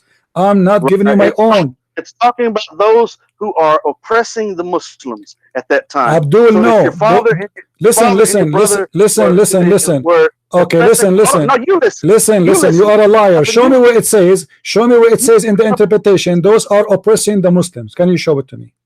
Those who are oppressing the Muslims. If you don't have an understanding about that, then you need to read a little bit more. You need to learn, open your mind, and learn how to study. Okay, what about chapter 5, verse number 14? What about chapter 5, verse number 14? What about chapter 5, verse number 14, where Allah, He said, they will spread hate. Allah will spread hate between the Christian. What do you say about that? Allah will target your father. Allah will target your father, your family, and He will spread hate between them. Chapter 5, verse 14. Can you read for us? You read it. I don't have the Quran. What's wrong with you? You keep saying to me you read it. You are an imam of a mosque, but you not know a verse. I'm not. What do you want me to do? Remember every verse? You are watching YouTube. You are watching YouTube, aren't you? No, I'm not. I'm sitting here with the phone in my lap. I'm not on the internet at all. Okay. All right. Okay. Having a conversation on the phone. Right. In chapter 5, verse number 14, Allah, He says that He is going to spread hate and enmity between the Christians. What do you say to Allah? Allah knows best. It's Allah's wisdom. He knows what He's talking. What is the wisdom? Okay, I want to learn from you. What is the wisdom? What is the wisdom to spread hate? What is the wisdom to spread hate? What is the wisdom, Abdul? What is the wisdom to spread hate between the Christians? What is the wisdom? Why do you keep calling me Abdul? Because you're Abdul, aren't you? Aren't you the Abdullah? I am Abdullah. So you're Abdul. Now continue. What is the wisdom? What is the wisdom? What is the wisdom to spread hate? What is the wisdom to spread hate? Abdul, what is the wisdom to spread hate? I'm asking you, I insist. You could not give me a quote from Dr. Moore. Can you find me the answer of Dr. Moore about Allah and the wisdom of Allah and the science of Allah to spread hate in earth? What is the wisdom of that? To commit more crimes, so people they will kill each other. People will rape each other. What is the wisdom to spread hate? Explain to me. Well, what you need to do is you need to read the verses before. I did. No problem. Go ahead. Read 10 verses before and 10 verses after. I challenge you. Well, go ahead. Read it. You've got the Quran. It's in the front of me. It's in the front of me. It doesn't say anything. Allah, He hated the Christians. That's all. Read it. Read it. What? It say I did. I did. All people of the book, there has come to you our messenger revealing to you much as that you used to hide in the book and passing over, etc., etc. And then the verse before it says, from those who too call themselves Christians, we took a covenant, and they forget a good part of the message that we sent to them. So we string them with hate, enmity, and hatred between one to each other. What is that? Why you lie to me? You say Islam order you to love the Christians if Allah He spread hate between them. It's not saying hate between the Muslims and the Christians. It's hatred between who? The Christians. So guys, your context. Guys, the good God Allah, He have a target and a mission to spread hate between the Christians. And what that will do, is that a good thing to spread hate between the Christians? Do you like Allah to spread hate between your brother and your father, who they are Christians? Is that what you are saying to me? let me. What I'm going to do? I've got the Quran in my hand right now, and I'm going to go ahead and give you a lesson. Okay? No, answer so you this. Sit back and listen. Answer this. No, don't give me a lesson. Answer. Do you like your God? You said you did lie. You did lie to me. You did lie to me. You did lie to me, saying that you are a convert, and your father is a Christian, and your brother is a Christian. No. So the question is, do you accept your God Allah to spread hate between your father and your brother because both are Christians? Do you agree with that? Let's go ahead and read this, okay? It says, from those two who call themselves Christians, we did take a covenant, but they forgot a good part of the message that we sent to them. So we estranged them with enmity and hatred between the one and the other to the day of judgment. Okay. And soon will Allah show them what it is that they have done. O people of the book, there's come to you our apostle, revealing to you much that you used to hide in the book, and passing over much that is now unnecessary. There has come from Allah new light and a perspicuous book, wherewith Allah guides all who seek his good pleasure to ways of peace and safety, and leads them out of darkness by his will to light, and guides them to a path that is straight. So let me ask you, brother, and listen to those verses. Do you hear anything about hatred right there? Yes. Do you hear anything, or do you hear? Yes. It says clearly he will spread hate and enmity. What's wrong with you? What do you want more? Do you see the word with enmity and hatred? What do you want more? Right. Okay. Okay. Do you agree? Do you agree? I want a clear answer from you, please. Let us not play games. Do you accept your God to spread hate between your father and your brother and your family and your mother because they are Christian? Do you accept that? No, that's not what it means. So what it means? It says that it says from now until judgment day. From now, it says, does it say from now until judgment day? It says until judgment day. So whoever a Christian until judgment day, Allah will spread hate between them. What you're using is what's called a straw man fallacy. You're trying to read something into the text that is not there. Your limited understanding, your inability to understand. Okay, hold on. Okay, let us do this. My friend, let us do this. What about we go and read the interpretation? What do you think? How about we do that? Okay, which interpretation you want? Anyone you want. It doesn't matter. Okay, let's go. Chapter 5, verse number 14. And we will see all of those who they are in English, and we will see them all the one in English, no problem, just to be fair. All right, here we go. Yeah, do that. Okay. Tafsir al-Jalalain. Look with me carefully in the screen, please. Tafsir al-Jalalain. And with those who say we are Christians, this is semantically connected to what follow. We made covenant as we did with the children of Israel and the Jews, and they have forgotten a portion of that where they reminded of the gospel, or in the gospel, pertaining to faith and other matters, and they do broke the covenant. Sorry. So we have steered up. We have caused among them enmity and hatred until the day of resurrection. What do you say? You just read the same verses that we just read. This is the interpretation. Read the interpretation. This is the interpretation, my friend. It's on the screen. Oh, I thought you was reading the commentary. This is the commentary. What I can do? This is the commentary. That's not commentary. It is in the screen. It is in the screen. Everybody can see it. This is Tafsir al-Jalalain. Do you want me to see the link? Do you want me to send you the link? Here we go. Let me send you the. This is the commentary of Al-Jalalain. Everybody is my witness. I'm reading for you. This is Al-Jalalain. Because there's nothing to add. Allah will spread hate between the Christians until the judgment day. It's very simple. This is Tafsir Al-Jalalain. You can look on YouTube right now and you will see it on the screen. I'm not making things up. Let me show you Tafsir Ibn Abbas. It's the same. The cousin of your Prophet Muhammad is saying the same. It says, and those who say, we are Christians, i.e. the Christians of Najran, we made a covenant in the gospel that they should follow Muhammad, BUH, BMW, Mercedes-Benz, and manifest his traits and not worshiping anyone or anything except Allah or associate with anyone with him. But they forgot the part, they left a part of what, therefore they are admonished, with which they were commanded. Therefore, listen carefully. We have steered up. We have cast enmity, killing, destruction, and hatred in the heart among them between the Jews and the Christians, and it says between the Nestorian of Nigeria, etc., blah blah blah blah. So what is that? Well, look, you got to look at history, and history proves it to be true. So just look at history. The history proves that the devil. Okay.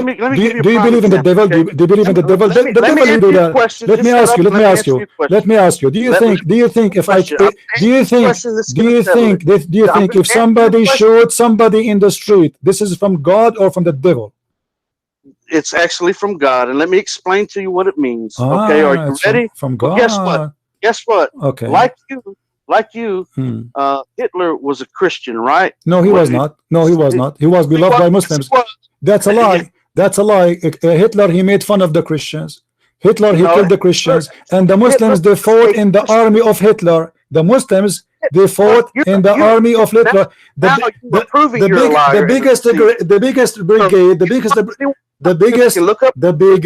biggest SSS brigade, liar.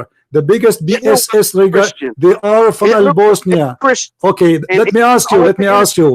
Muslims from Al-Bosnia, Muslims, Abdul, Muslims from Al-Bosnia, they fought with who against who?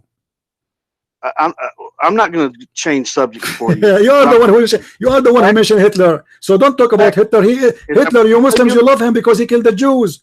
We are the one who fought Hitler. All the Arab, they love Hitler. Now go back to the topic. Your prophet, by the way, is a lot more criminal than Hitler. Hitler, he did not rape anyone. Hitler did not rape. Your prophet, he was a rapist.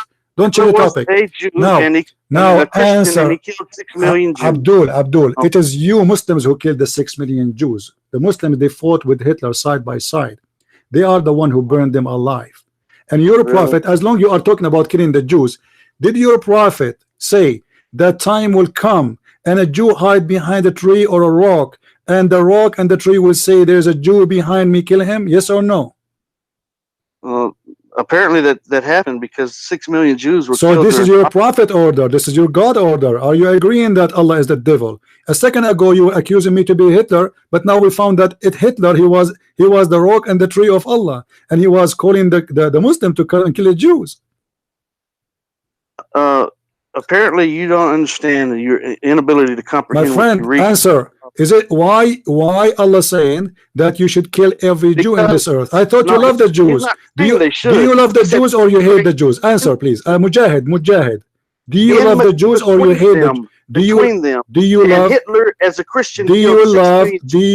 Okay, so now you are saying, okay guys, be my witness. This guy is saying that Allah, he made Hitler, he is a Christian, hate the Jews and kill them.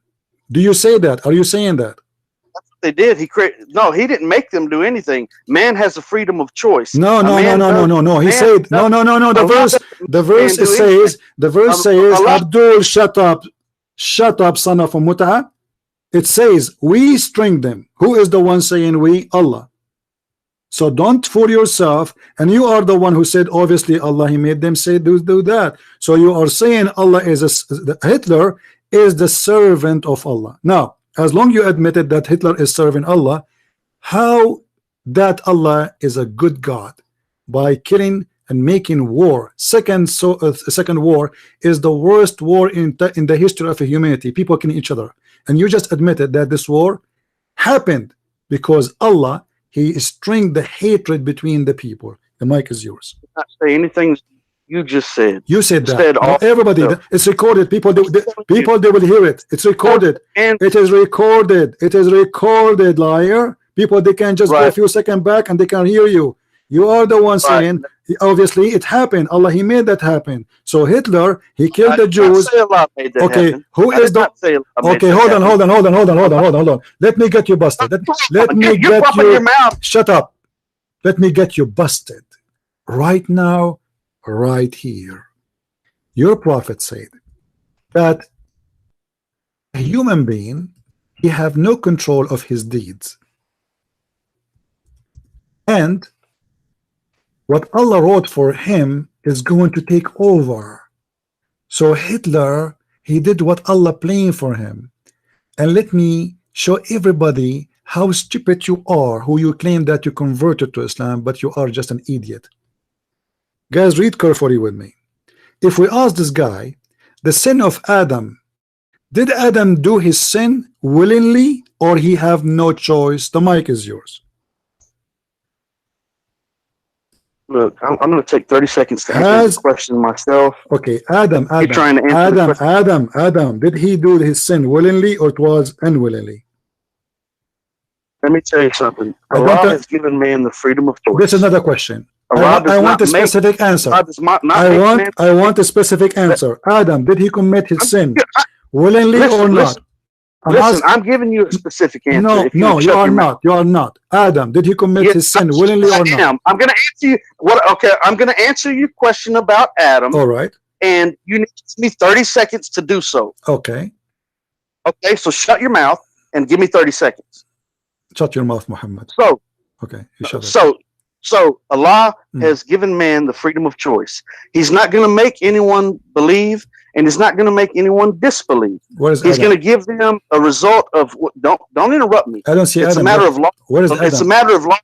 Don't interrupt me. Where is Adam in the story? I want Adam in the story, please. You said you want to answer me about Adam. Your question about Adam. If you would shut your mouth. Shut up, your mouth. Muhammad, shut up. Okay, go ahead. So if a man chooses one thing, a certain thing's going to happen. It's the laws of cause and effect. So if you choose to do right, good things are going to happen. If you choose to do wrong, bad things are going to happen. Everything in this life is a test. Allah is not going to make you do anything. Okay. So with Adam, he did not make Adam do anything. He didn't make Adam do wrong, nor did he make Hitler kill the 6 million Jews. As he did not make them do that. But because he did that, because of their disbelief, because man chooses to do wrong, because man makes bad decisions, then certain consequences take place. So because the Jews and the Christians during the time that those verses were revealed were rebelling and oppressing the Muslims and refusing to believe, they didn't want to listen, just like they didn't want to listen to Moses, they didn't want to listen to Noah, so they drowned. Let's focus on Adam. Adam, stay in Adam. Yeah, I'm getting to Adam. Getting to Adam. You don't know. No, you answer already. You said Adam, he did choose his sin willingly. Yes, correct. You said that. Adam, he chose willingly his sin, correct? Adam. What? Adam chose to do what he did on his own will. So anyone, hold on. So anyone who say the opposite is stupid, do you say that? If someone who says Adam was forced to do his sin, do you say he's stupid? Do I say? I don't understand your question. Okay, if somebody believe that Adam was forced to do his sin, do you think this is stupid to believe? I think it's a mistaken. Yes, Adam wasn't forced to do his sin. Okay, please listen to me carefully, guys. He said yes, he agree. The one who believed that Adam, he was forced to do his sin, is stupid, and this is a mistake. I didn't use the word stupid. No, you said yes. You said yes. You said yes. No problem. Okay, let us focus with the word mistake then, because now he insists it is a mistake. Let's focus on this. Is your prophet saying that Adam was forced to do his sin? So and where does it say that? It says that in the front of your eyes. Let us show you. Okay, so if he was forced to do that, who was he forced to do that by? By Allah. By Allah. By Allah. Not by Allah. He was forced to do that by the whisperings and the acceptance. Abdul. Listen, don't be stupid. By the stupid. Read what your prophet said. Show respect, you idiot. I just got you busted like a turkey in the Thanksgiving day. Now you said it is a mistake. Stupid. I will make you famous, Mujahid Potato. You are famous already. People are dying from laughing. Here we go. Read with me, Abdul Potato. Read with me. Europe. Let me read for you. Shut up. Beauty of Islam. Shut up. Now you know you got busted, so you will talk like a turkey, right? Stop. Read with me and laugh at yourself. This is your prophet reporting a debate between Adam and Musa. I want my son. Shut up, you idiot son of Muta. Stop talking. You think you are going to over or intimidate us by high voice? You just admitted that your prophet is a stupid and everybody heard you. You said this is a mistake. Stupid belief. Read with me carefully. You are muted, by the way. You are talking to yourself now like a donkey. because you are. Adam and Moses held dispute. Moses says to Adam, who is talking now? The prophet of Islam, the prophet of Allah, the prophet of Allah. And this hadith is sahih. Read with me carefully. This is a sahih hadith. Sahih. Sahih. Read carefully. You said it's a mistake, huh? You just accused your prophet to be stupid donkey. Adam and Moses held a disputation. Moses said, Adam, you are our father. You deprived us and caused us to come out of paradise. Adam said, you are Moses. Allah chose you for his speech and wrote the Torah for you with his hand. Do you blame me for doing deed which Allah had decreed that I should do 40 years before he created me? So Adam got better of Moses in argument. You idiot, you just got your prophet busted. Your prophet believed that Adam, he won the debate, and Adam was forced to do his sin by Allah. The mic is yours. Why are you talking like a 6-year-old? Answer. Why are you talking like a 6-year-old? Answer. Because you are the 6 years old. But did he say 6 years old? Your prophet wife, she was 6 years old. Why then, if 6 years old is bad, shut up, idiot. Why you say to me, why you are talking like 6 years old? That's mean I am a child, right? So why your prophet he marry a child then? The mic is yours. Oh my goodness. Do you want me to talk about answer? Why you call me 6 years old if this is a shame to speak like a 6 years old child? So why a prophet of God, he is 54 years old, having sexual relationship with a child, she is 6 years old? Just as I anticipated, your intellect is. You are stupid. Now you are trying to escape. Don't say. Don't. No, the more you talk, the more you do poo poo. If we were in an actual live controlled debate, yeah, what you will do? What you will do? What you will do? I'm getting you busted. Who actual? This is actual life. You idiot. This is actual life. This is actual life. You just said the one who believed that Adam was forced. Hold on. The one who believed that Adam he was forced to commit sin. He is an idiot. You said that. So now explain to me. Why your prophet is an idiot? Answer, Abdul Potato. You are famous already. People they will take this video and post it everywhere. You are busted. You just admitted your prophet is making a mistake. How you do that? I never said that. You said that. You said whoever believed. You said it is recorded. You said whoever believed that Adam was forced to do sin. This is a mistake. Adam was forced to do sin by Shaitan, not by Allah. Read with me carefully. Your prophet don't agree. So you are saying your prophet is a liar. Muhammad, peace and blessing be upon him, did not say that. He said that. He said no. He said Adam, he won the argument. He won the debate. Adam, he said to him, do you blame me for a sin written by Allah for me 40 years before my creation? So Adam, he got better argument from Moses. This is what your prophet said. Brother, look. Look. Adam was deceived. Look. Adam. What?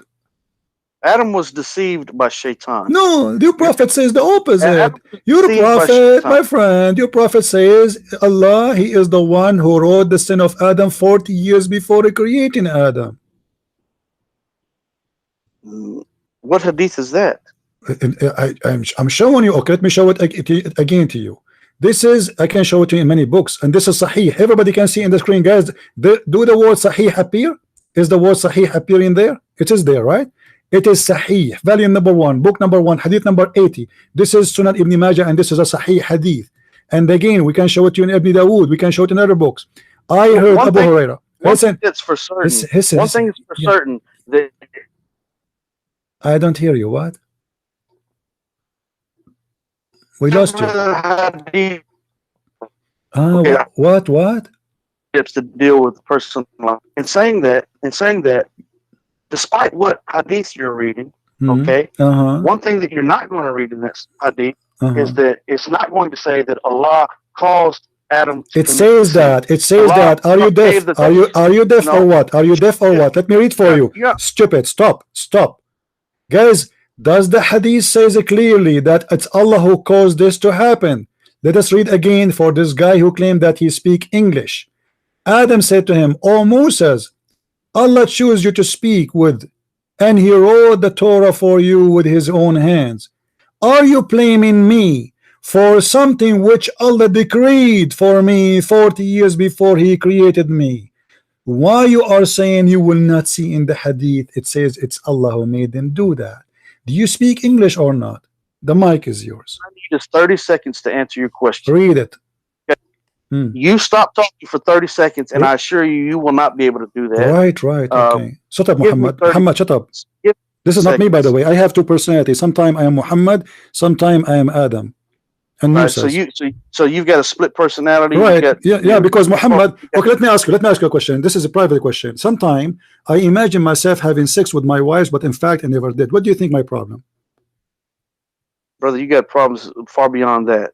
What do you think the problem? If I am having this problem, I imagine myself having sex with my wife, but in fact my wife she never. I don't want to talk about you and sex with your wife. But do you think this is this? Do you think this is a? Do you think this is not appropriate topic? Do you think it's not appropriate to talk about it in public?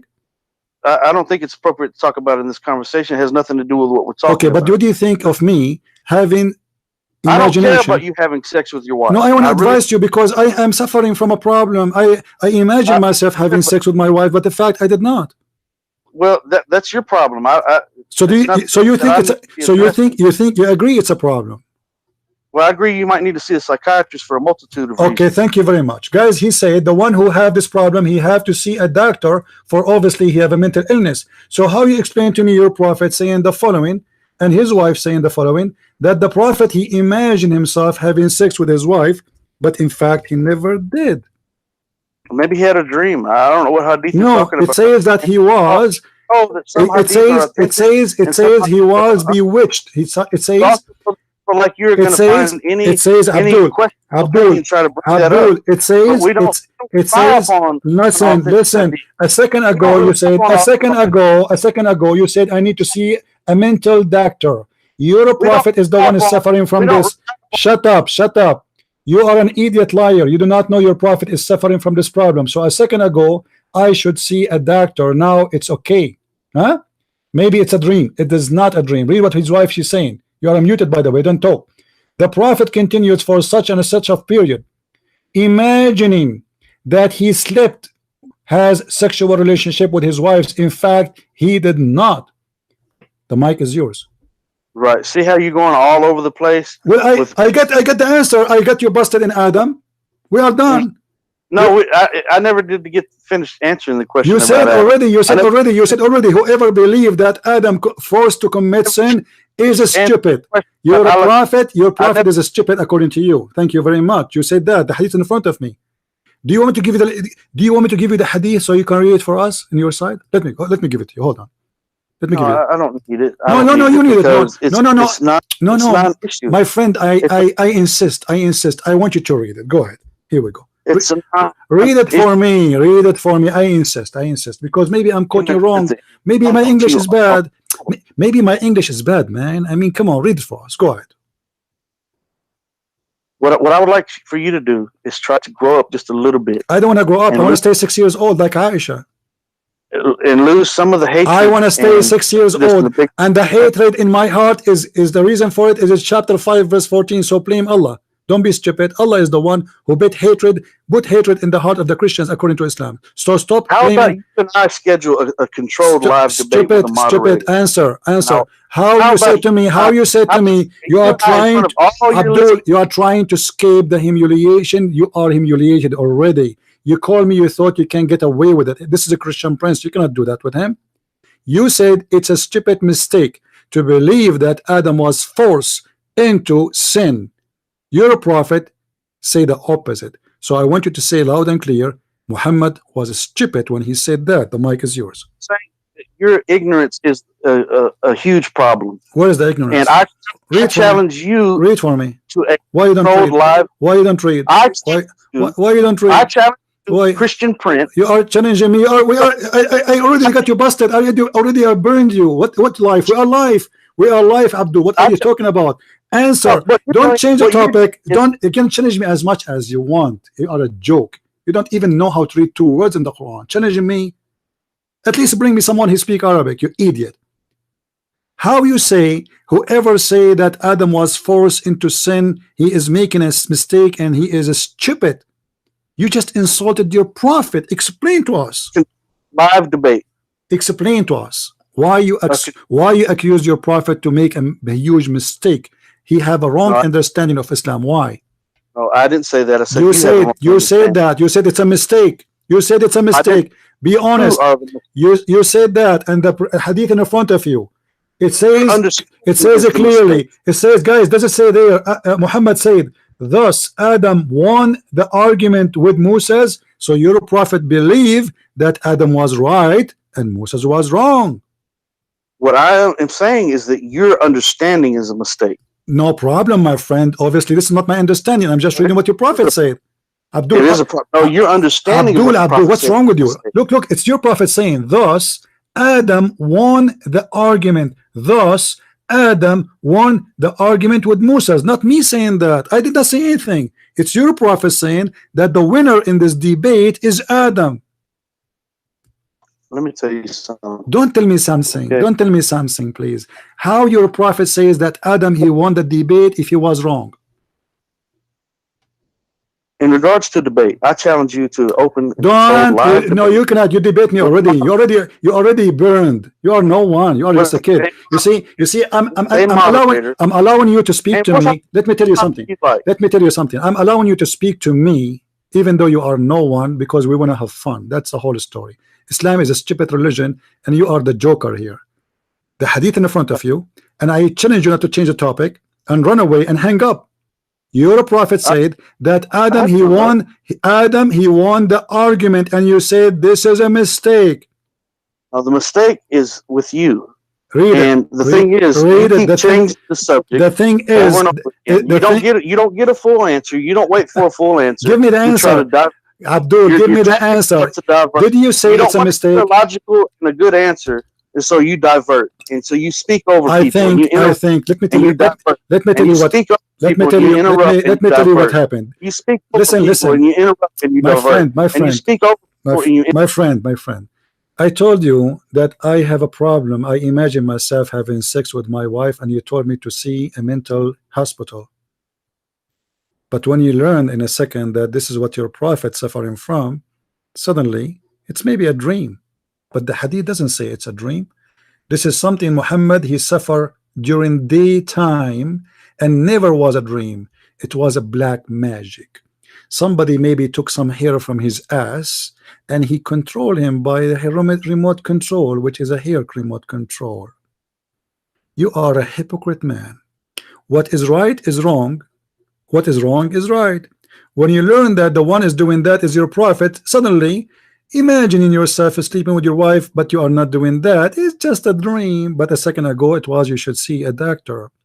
When I asked you about Adam, you said, you know, do you think really Adam was forced to commit sin? Whoever say that, he is making a huge mistake, and this is stupid. And when I showed you that your prophet says that, you don't want to talk about it. Why? The mic is yours. Let me explain something. Explain. I've been talking to you about it, and I've been trying to answer these questions. You did not. And you continually interrupt me. You did not. Okay. You know what? Okay, guys, let us make a deal. Hold on. Let us make a deal. Let us make a deal. I want you to read the hadith by your voice. I will give you 10 minutes. 10 minutes. I will not talk as long you don't change the topic. Do you promise? Won't speak for 10 minutes. Do you promise? I will not. As long you don't speak. As long you don't change the topic. Do you agree? You won't speak for 10 minutes. 10 minutes. As long you don't change the topic. Do you agree? The topic is from what? The topic is the hadith. 5 or 6 different topics. The topic is the hadith about Adam committing sin forced by Allah. Okay, let's keep it there. Let's talk about that. You want to? Open the hadith. Okay, open the hadith and start reading, please, and then explain to us. No, I'm not going to open any hadith. I don't have a hadith. Then shut up. No, I gave it to you in Skype. If the link is there, you have no excuse. I'm not looking at the. You have to look. Why not? Click. Why you don't look? Why you don't look? Why? Are you in the bathroom? No, I'm not in the bathroom. So why you I don't have my look? phone in my lap. Okay, so what? So what? The phone in your lap. Click at the link and read it. How we are going to explain to me the hadith without reading the hadith? Are you an idiot? I'm not going to explain to you the hadith. So what? I'm going to give So what you are going answer to explain to me question. then, stupid idiot, guys? I told him I will give you 10 minutes as long you read the hadith for us and you explain it. And he says I'm not going to read it. So how you explain something you did not even see? Are you stupid or what? I don't need to read. Why You've already read it. You want me to read it again for me? No, I want, because I don't understand it according to you. So I want you to read it. 10 minutes. How about you give me 10 minutes? If you read it, start with reading. I know. How about you? No, I want your voice to be recorded reading this hadith. You got it? I want your voice to be recorded reading this hadith. The 10 minutes started, and you start your first minute by, or first 5 minutes, it's up to you how long you take the hadith to read. Maybe you are slow like your prophet, by saying it was narrated that. Do you understand? So if you don't start with that, I will cut you off. So start reading, please. 10 minutes start right now. It's 9:10 p.m. my time, your time. It was narrated. You continue. The mic is yours. That's not going to happen. I don't have the hadith. Then shut up. You have the hadith, you liar. I gave it to you in Skype. You are a liar. I gave it to you in Skype. Don't tell me I don't have the hadith. Let me show everybody. It doesn't bring up the let me show everybody. This is your Skype. This is your Skype, you idiot. Yes. Yes, I show it to you in Skype. Here we go. Everybody can see Skype. Guys, is the hadith appear in the front of this guy? Do you see it in the screen? This is your Skype. Everybody can see I posted the hadith for you, so you have no excuse. Start reading the hadith. Why you are making a problem about reading the hadith? What's wrong with you? Why you don't want to read it? Telling you is that I cannot see the hadith. All I see is the little symbol for your it says debate TV. That's all I see on my phone. My friend, no, you see. Okay, let me. Okay. Hold on. Potato. Hold on. Hang up and click at the link. You will see it. Hang up. Here we go. I just posted the hadith again for him. Here we go. I will show you guys in the screen. Do you see it? His name, Mujahid Kenny Bomer. And this is the hadith in his Facebook. Don't tell me I did not give it to you. Liar. Don't say I did not. No. Let us talk again.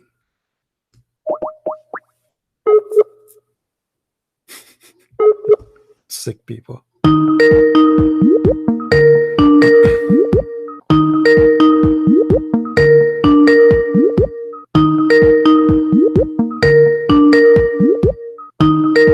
He's not answering.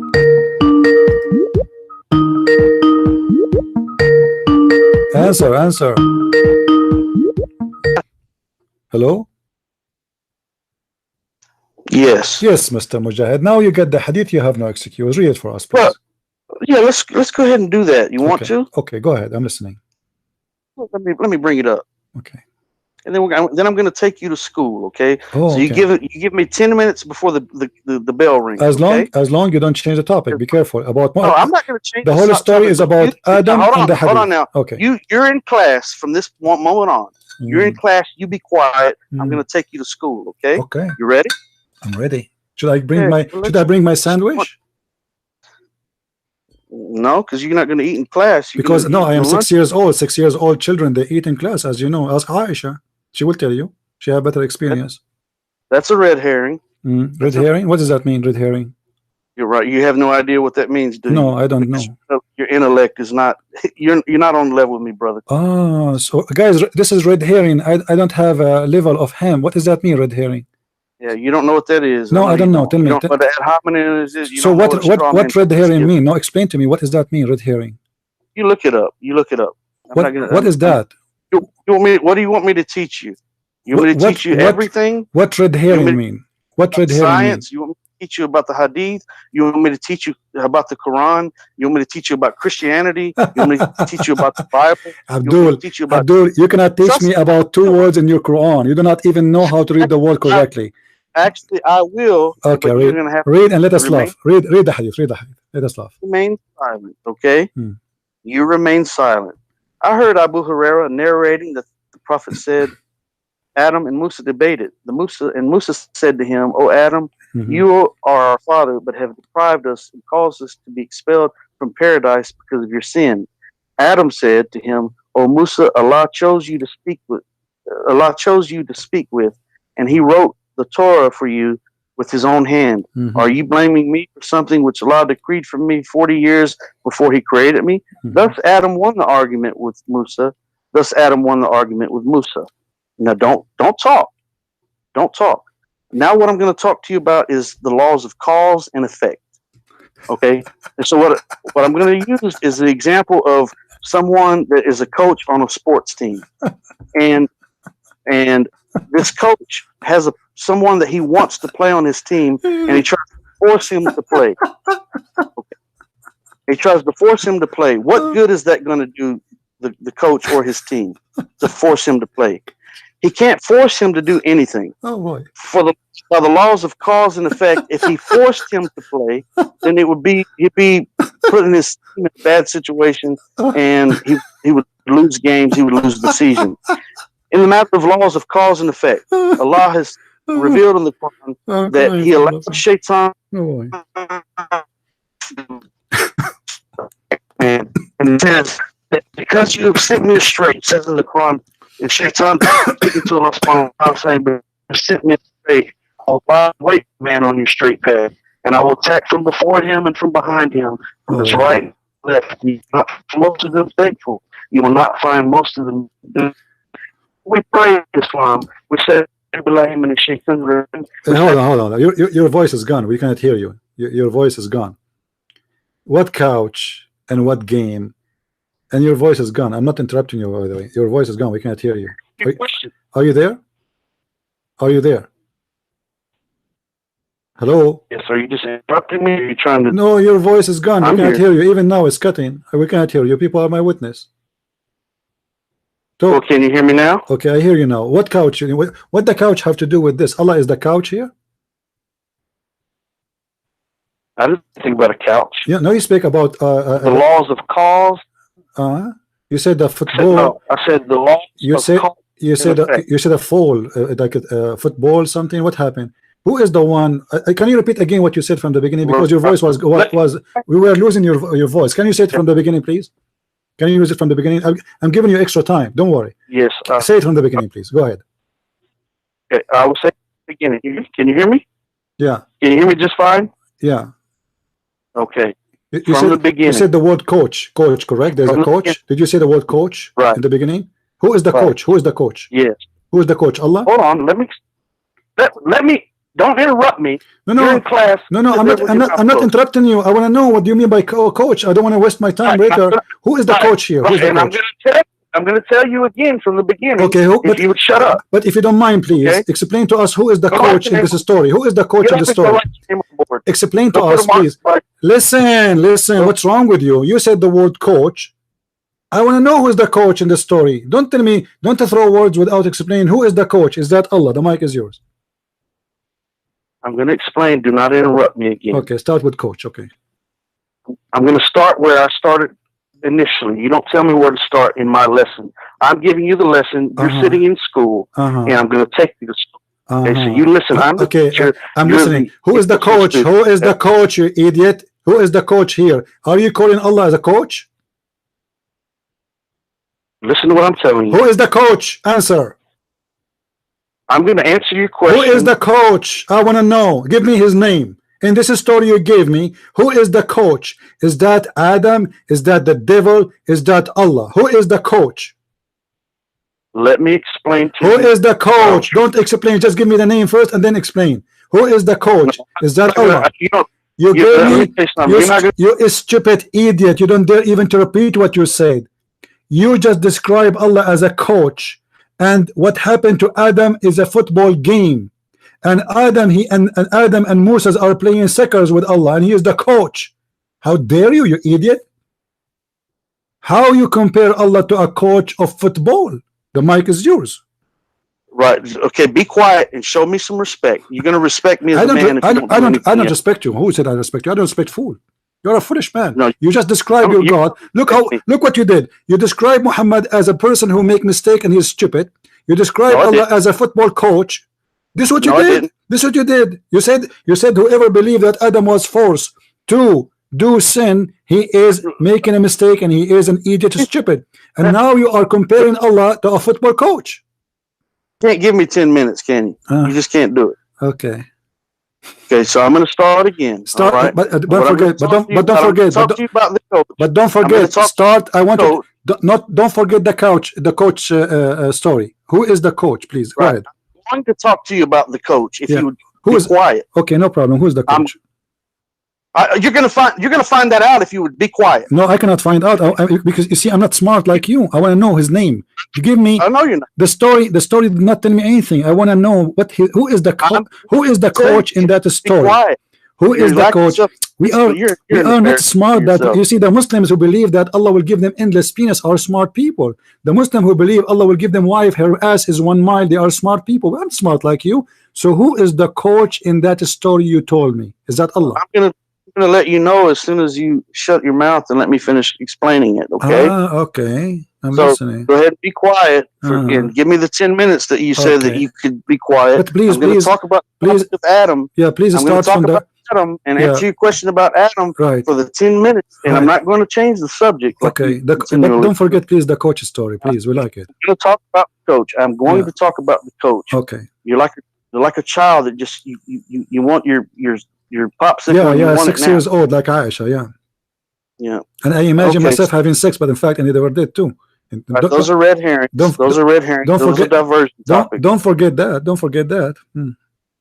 Okay, so here we go. You ready? All right. So, in the laws of cause and effect that our God, our Creator, has set in place, you do believe in God, right? Our Creator, right? Are you reading an article? This is me. I'm speaking. Because you believe in our Creator? Because how you can repeat the same words again twice if it's not an article? Because it's me saying it. It's me saying it. Wow. That's why.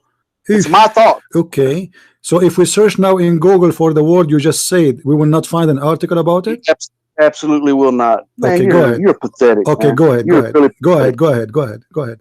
In the laws of cause and effect that Allah subhanahu wa ta'ala, our God, our Creator, has established, if you choose one thing, a certain thing is going to happen. A certain action is going to follow. One action is going to create a reaction. If you make another choice, another set of circumstances is going to take place. Okay, so equate that to a coach who is the coach of a sports team, and he has a person that he wants to play on his team, and he tries to force him to play. Well, what good is that going to do? It's not going to do any good because it's going to actually be a detriment to the coach and the team because the person is playing half-heartedly. I bring this up because Allah subhanahu wa ta'ala tells us in the Quran, there's no compulsion in religion. So Allah's not going to force us to do anything, but he has established certain laws of cause and effect to where if a man follows the straight path, then good things happen in this life and the next. And if he doesn't follow the straight path, then other things are going to take place. And sometimes in life, man is going to make mistakes and he gets off the straight path. And by the laws of cause and effect, he turns back to Allah. He gets back on the straight path. It's laws of cause and effect that are all dictated by man's choice. Okay, so, and that includes the prophets, peace and blessing be upon them all, that we believe that we're actually sinless in regards to the types of sins that we create as normal human beings. That's a totally different topic of discussion. And back to Adam. So Adam chose to do what he did because of the whisperings of Shaitan. In our prayer, the last verse, the last chapter of the Quran, the last surah of the Quran is Surah Al-Anaf. And in that verse, those chapters, we say, we seek refuge in the Lord of humankind, the God of humankind, the deity of humankind, from the whisperings of the Shaitan, basically. So we seek refuge in Allah from the whisperings of the Shaitan. Okay, so these whisperings of the Shaitan is what causes man to make the choices that he makes to do wrong, to do evil, to do bad things. So it boils down to laws of cause and effect that Allah has established, that He doesn't make a man do any bad thing, but if that man chooses to do that thing, certain things are going to transpire. I mentioned earlier that Hitler killed the Jews. Well, Hitler killed the Jews not because Allah told him to do it or made him to do it. He did that because that was something that was a choice. Those were choices that man has made. People of Sodom and Gomorrah, as mentioned in the Bible, they were choosing to engage in homosexuality. Allah dealt with them accordingly. Okay, I'm not talking bad about any homosexuals. Of course, in Islam, we don't agree with homosexuality, but I'm just using that as an example. Anytime, so the Pharaoh and the Romans chasing the children of Israel, they chose to chase the children of Israel, and they drowned because of it. The people of the flood of Noah, they chose not to listen to the prophet Noah, peace and blessing be upon him, and so they drowned in the flood. Laws of cause and effect. Are you done? Are you done? No, I'm not done. Because you're ignoring something very important. Your prophet said. No, I'm not ignoring anything. No, your prophet said. No, I want you to go to what your prophet said. Don't give me a speech about things that have nothing to do with my topic. Your prophet said that Adam won the argument.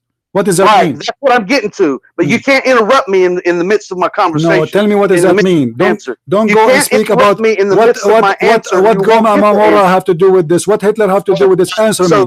Focus. I told you. I promised you. I will not disturb you unless don't speak about things have nothing to do with Adam. Focus in Adam's story. Stupid. I told you, as long you don't speak about anything except Adam. Focus in Adam. The story of Adam is enough. We do not need Goma Namora. So, your prophet said Adam won, which means the excuse Adam he gave was right. The mic is yours. What I'm telling you, I'm going to answer your question about Adam if you give me time to speak. Don't answer my question about Adam. I want you to shut up your prophet, because he is the one who said Adam is right. The mic is yours. Well, answer the way you want me to answer. You're not going to understand. I need to be able to break it. I don't care if I understand or not, because I will not understand a Muslim. Muslims are crazy people. Your prophet said Adam, he won the argument. How he won the argument if Adam was wrong? The mic is yours.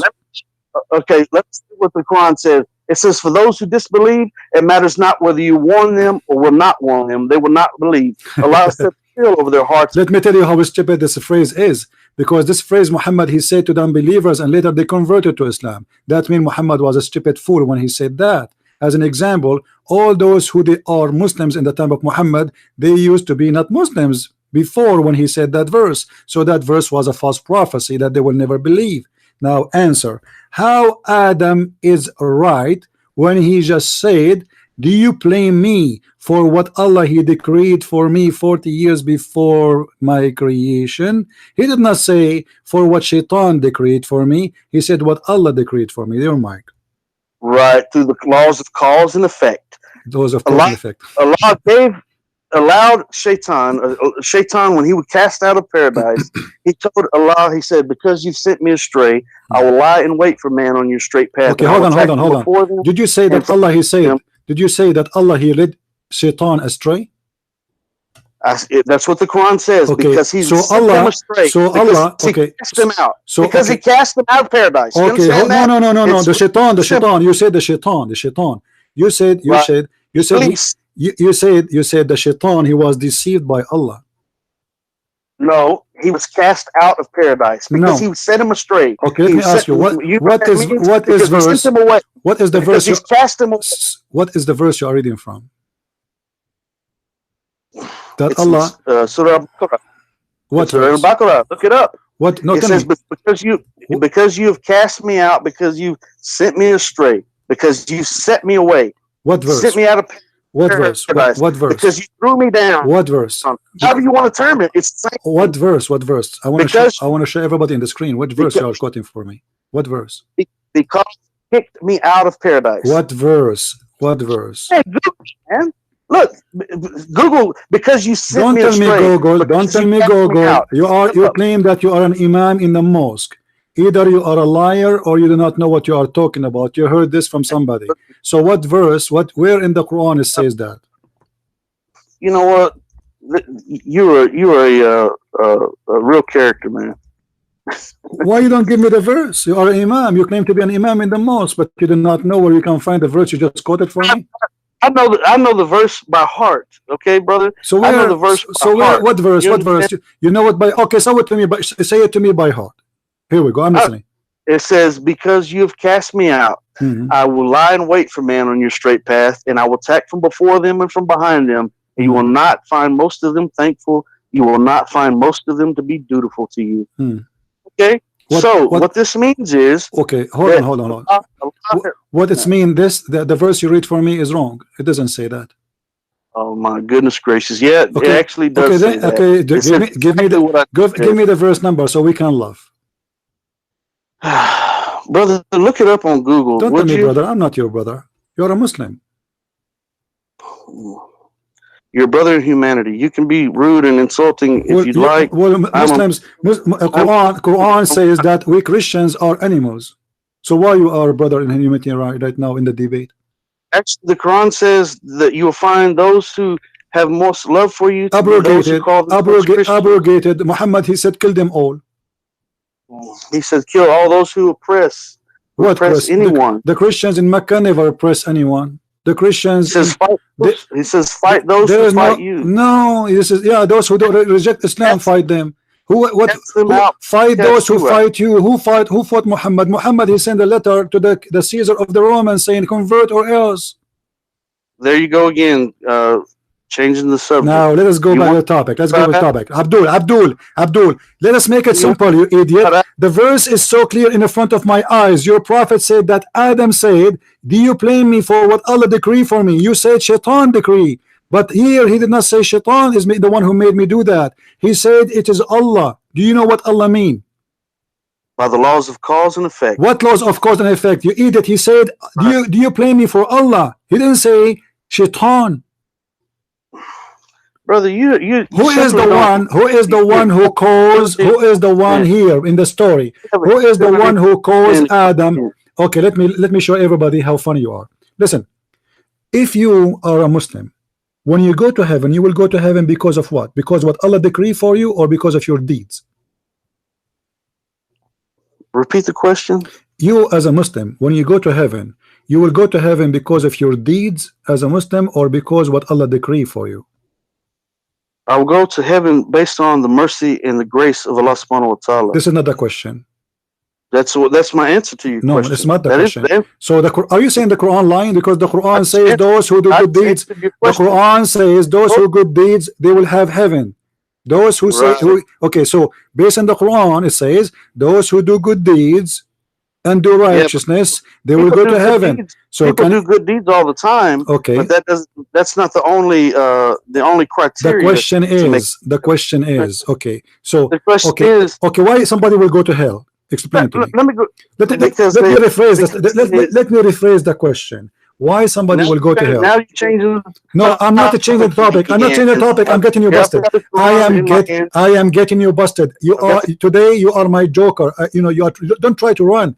Why we go to hell? Why a Muslim might go to hell according to your knowledge?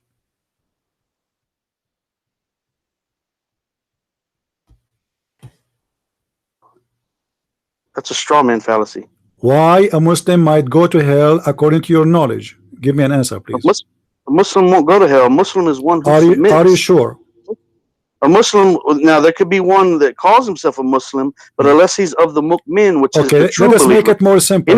Why a human being? Why a human being? Okay, a human being, he go to hell because of his sin, of his own chosen sin, self-willing sin he choose to do, or because of something Allah he decree for him?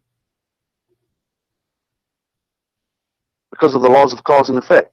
So you keep repeating the law of cause and effect. What is that? Is that physics? I'm asking you a specific question. Be clear. Speak as an adult. Speak as an adult.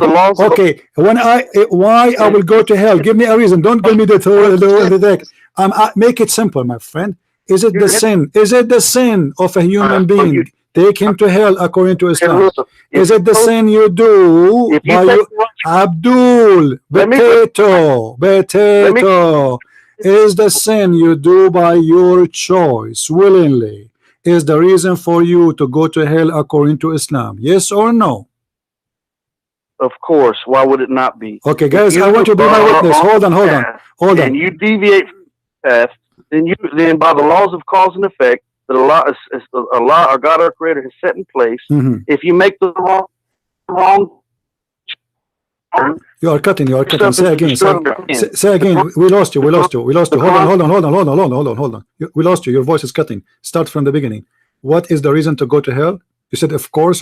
What? Start again. Hello? Quran says, send yourself. Yes, can you hear me? Your voice was gone. So you said to me, of course. Well, does that mean you agree that we go to hell because the sin we do willingly? Hello? Allah, Quran, listen to me. Listen. Allah says in the Quran, their own hand. So if man chooses to do wrong. Your voice is cutting. I hear nothing. We hear nothing. If you have any applications in your phone, I think you're opening websites, Muslim website, to give me answers to help you. We hear nothing. Let me tell you something. I don't need a Muslim website to give me an answer. Make it simple. Is the sin we do willingly is the reason to go to hell? I already heard the question. You don't have to keep repeating the question. I already heard the question. I want the answer, please. Go ahead. Okay. The answer is real simple. Okay. If you're on a path, you're following a map, and you're supposed to turn right, and you don't turn right, then you're going to be making a mistake. Okay. And what is that mistake going to do? It's going to send you into a bad situation.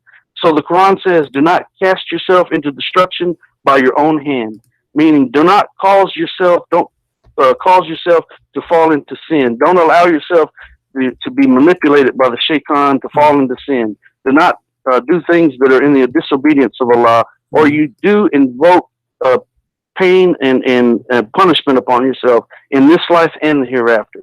So a person's deeds and actions absolutely have a bearing on what happens on the day of judgment.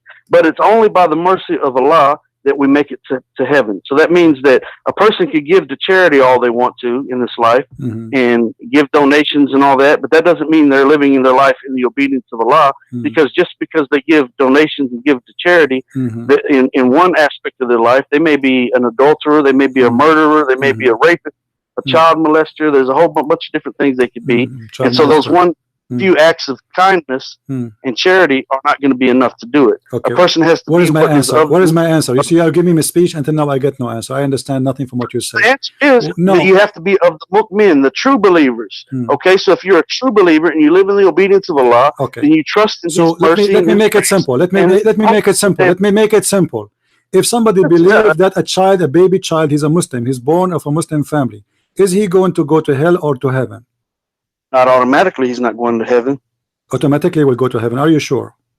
No, I didn't say that. I said not automatically. He's not going to heaven automatically. Why he will not go to? Why he did not commit sin? Because he has to live his life in the obedience of Allah. So where he will go now? He's a child. He's a son of a Muslim man. You're saying that he died as an infant? Yes. If he died as an infant, yeah, he's going to heaven. So there is no way anyone will believe in such a thing, because that will be stupid, right? I don't understand what your question is. You just say. Are you saying if a newborn baby dies, where does it go? It goes to heaven. Who told you the newborn baby goes to heaven? Is that according to Islam? Is that according to Islam or according to you? That's common knowledge. That's common sense. So you are saying to me the common sense. So anyone who speaks something else, he will be stupid. How can a baby that has committed no sin be guilty?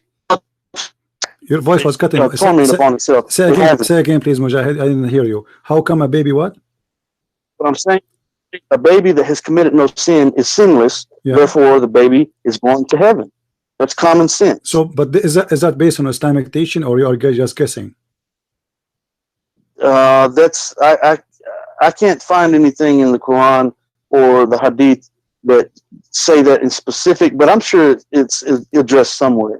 But if somebody if somebody believes that a baby infant he will go to hell, do you think he is making a kind of stupid argument? Why would a baby? I don't know. I'm asking you. One baby that died, an infant, go to hell? Well, like there's some religions they believe that babies can go to hell even if he is an infant. So do you think they are wrong and they are stupid? As a Muslim, I don't believe that. Okay, so but this is wrong, right? As a Muslim, I don't believe that. Yeah, but is that wrong to believe that a baby he will go to hell if he die and he's a baby? He did not commit sin. People can believe anything they want to. I'm telling you what I believe, and I don't believe that's to be the truth. Yes, so this is not the truth. This is false. Anyone believe? I don't believe as I'm speaking for me. I don't believe that a newborn baby that dies is going to hell. Why would it? Common sense and logic tells you that no, that's not the case. Why would it? You know, you keep saying to me, I believe me, trying to separate yourself now from being an imam. So I'm asking you. No, I am a Muslim, and I'm telling you, as a Muslim, okay, in my belief, I'm not speaking for all Muslims because there may be Muslims that think something different. I don't answer for all Muslims. I answer for me as a Muslim, and I'm telling me as a Muslim. Okay, I want you to give me the opinion of Allah according to Islam, not just you. According to Islam, if somebody believes there's a baby, he die, but he will not go to heaven, what do you think? He's wrong?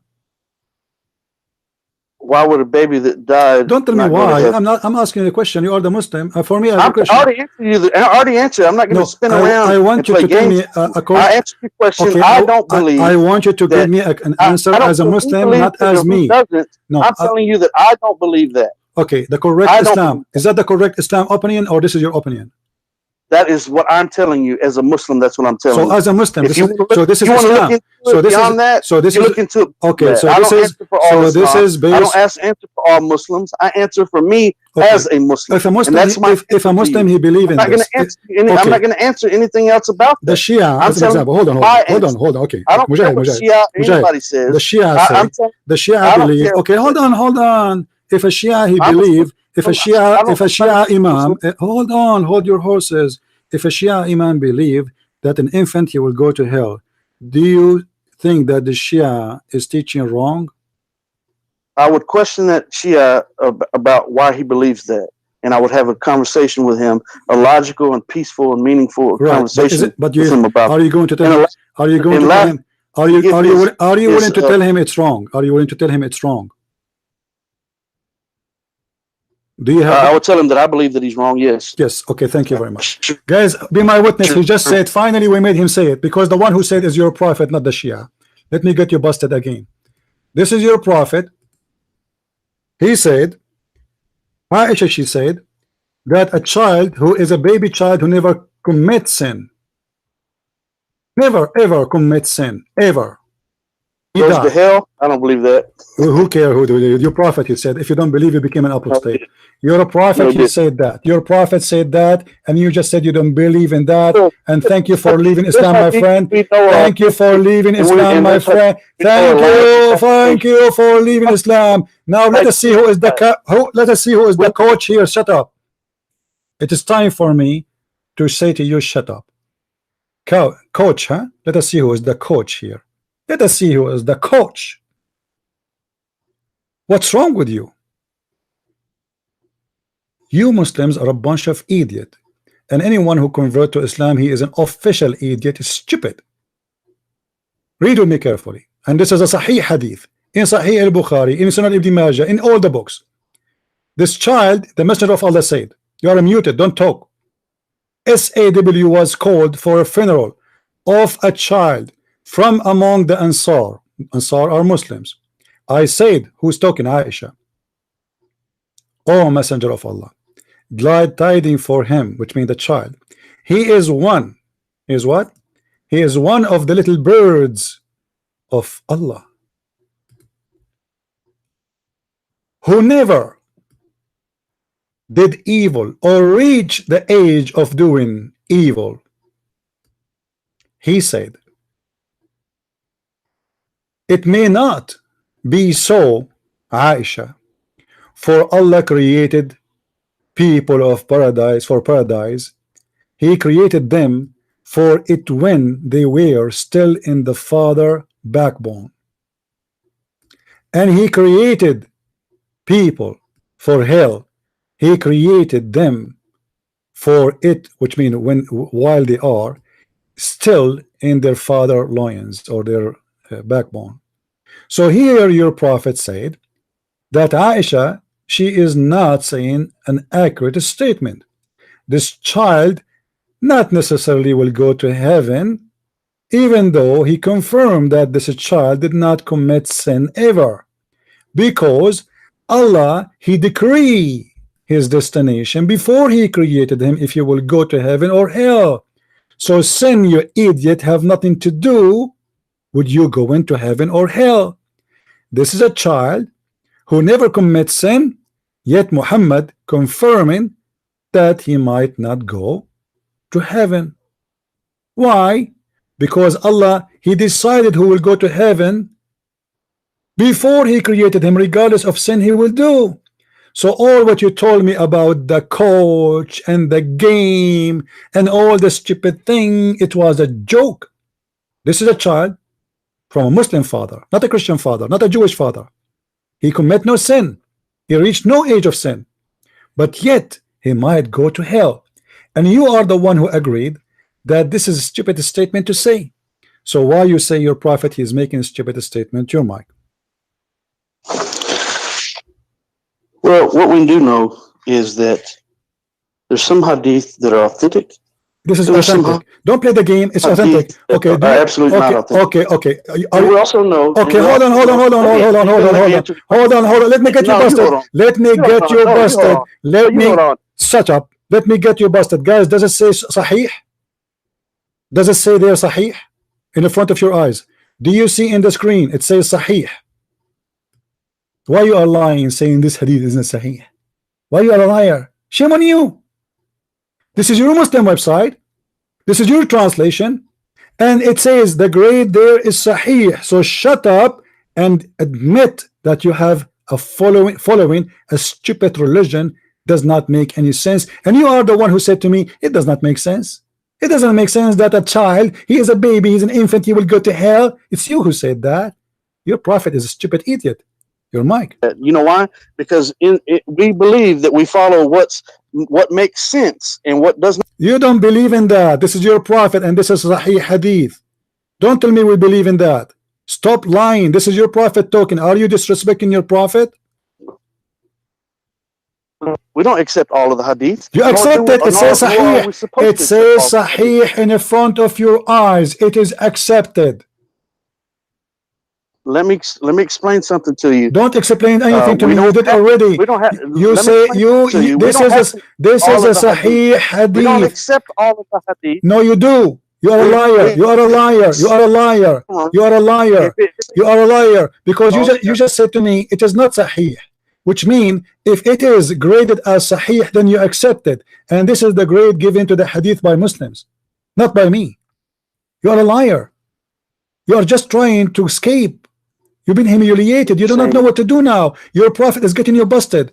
Your prophet, he got you busted with Adam. There's no coach there. Adam, he said to him, do you blame me for sin created for me 40 years before I was created? And here the hadith confirm that Allah, he decreed for you before he created you when you are not even a sperm in your father.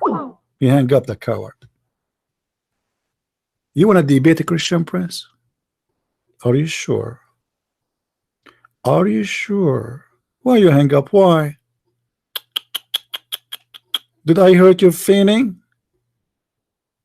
Huh? You are this guy. He called me. He want to teach me. You know. He's good. This guy.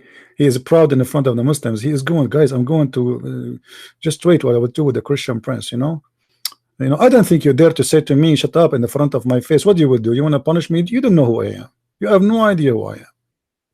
Don't go there. What you want to do? You want to beat me up? Do you think really I'm a coward?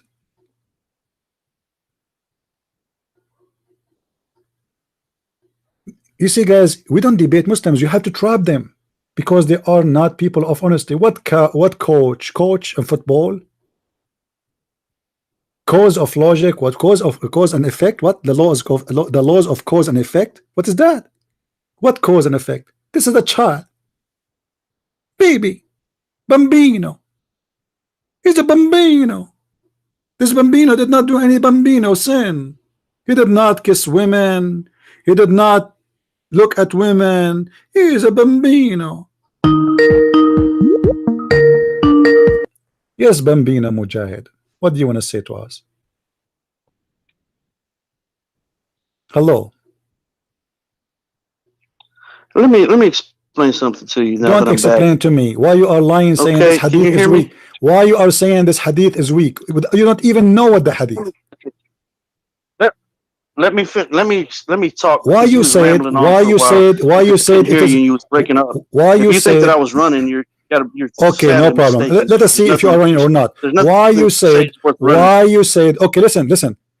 If this hadith is approved by all Muslim scholars, I already know what you're going to ask.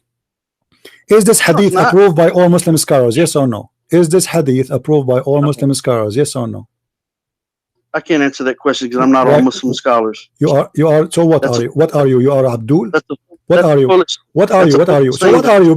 So your knowledge is given to me. Your knowledge is given to me as a Abdul only. You do not know what you are talking about. Is that why? This is why you are doing poo-poo? This is why you are making stupid statement?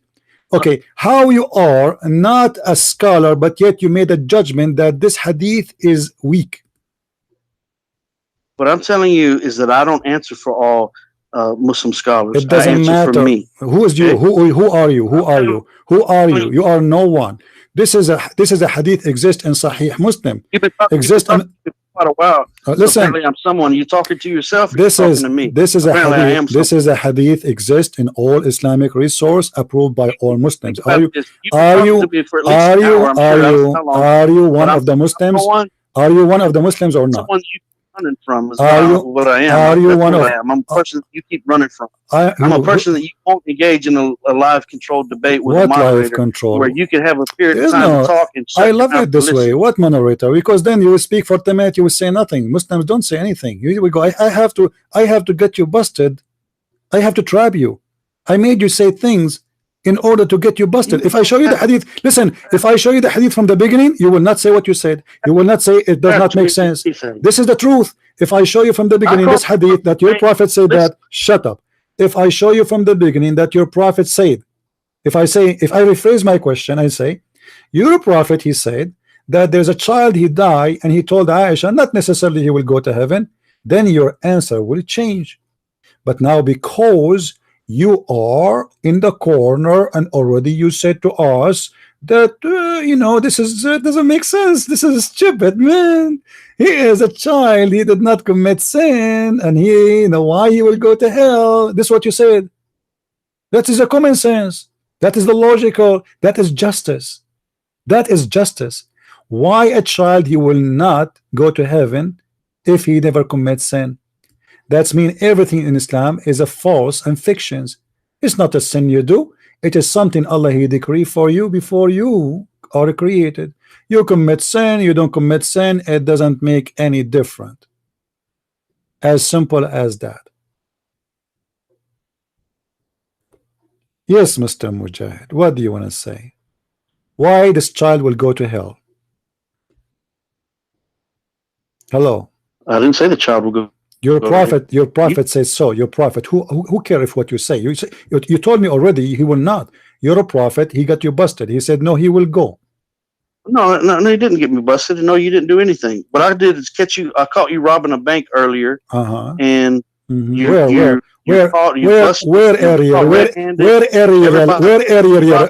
Okay. You cut me robbing a bank area. Where area? What area? Where? I know, right over there. Where? No, you cut me robbing a bank area. Where? What area? Give me. When? Which topic? You cut me robbing the bank area? Huh? The IBC Bank in Los Angeles, California. There it was. So are you making now? Are you? No, what I'm telling you is that you're guilty and you're busted, and that's all there is to it. Really? You see how do you think really after all what happened to you, Abdul? Listen, Potato. Are you serious that after what we get you busted with, I am the one is busted? Are you sure? Yeah, you. But your prophet agree with me, not with you. Your prophet agree with me about that. Robbing the bank. Your prophet agree. Just shut up. You know, just go. You are just a kid. You are angry now. Robbing a bank. You are a faithful Muslim. You are the one who rob banks, and you are the one who rob houses, and you are the one who kidnap people from their houses. ISIS are your family, and your prophet himself was a thief. Do you want me to show you? The fifth from every attack is for the prophet. The best of the booty is for the prophet. He make verses about them. You are the one who rob banks. Go to Europe and see the Muslims. They are the scam of Europe. Credit card scam, passport, stolen passports. If you want to buy a stolen phone, go to the Muslims. If you want to buy stolen software, go to the Muslims. Go and check it out. If I'm lying, go and check it out. If you want to buy drugs, go to the Muslims. I cut you red-handed, my friend. This is how stupid. What reference this hadith is? There's many hadith about this, my friend.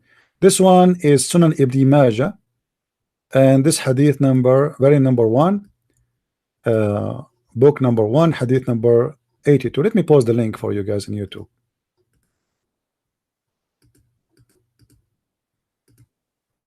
Poor guy. This guy, he will not sleep for the coming 2 weeks. He just discovered that his prophet is stupid, and the sin you do, all the sin you do is made by Allah. All of it. Adam's sin made by Allah. The poor Adam, he was kicked off heaven from nothing, for nothing. It was Allah game.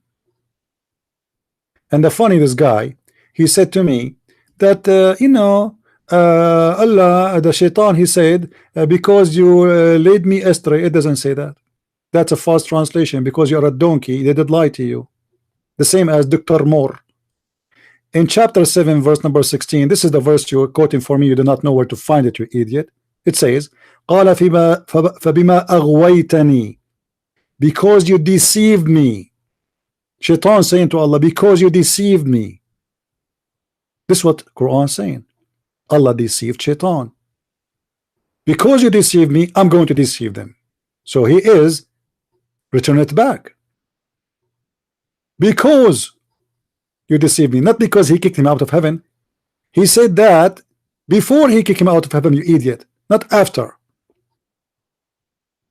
When Shaitan was a shaitan, he was already in heaven. And Allah did not kick him when he said that. He kicked him after. Before. So what, he sent me astray? He did not send him astray, because you deceived me. Aghwaytani. Aghwaytani, which means coming from fool me and tempt me with foolishness. It is Allah who deceived Shaitan. That's in your Quran.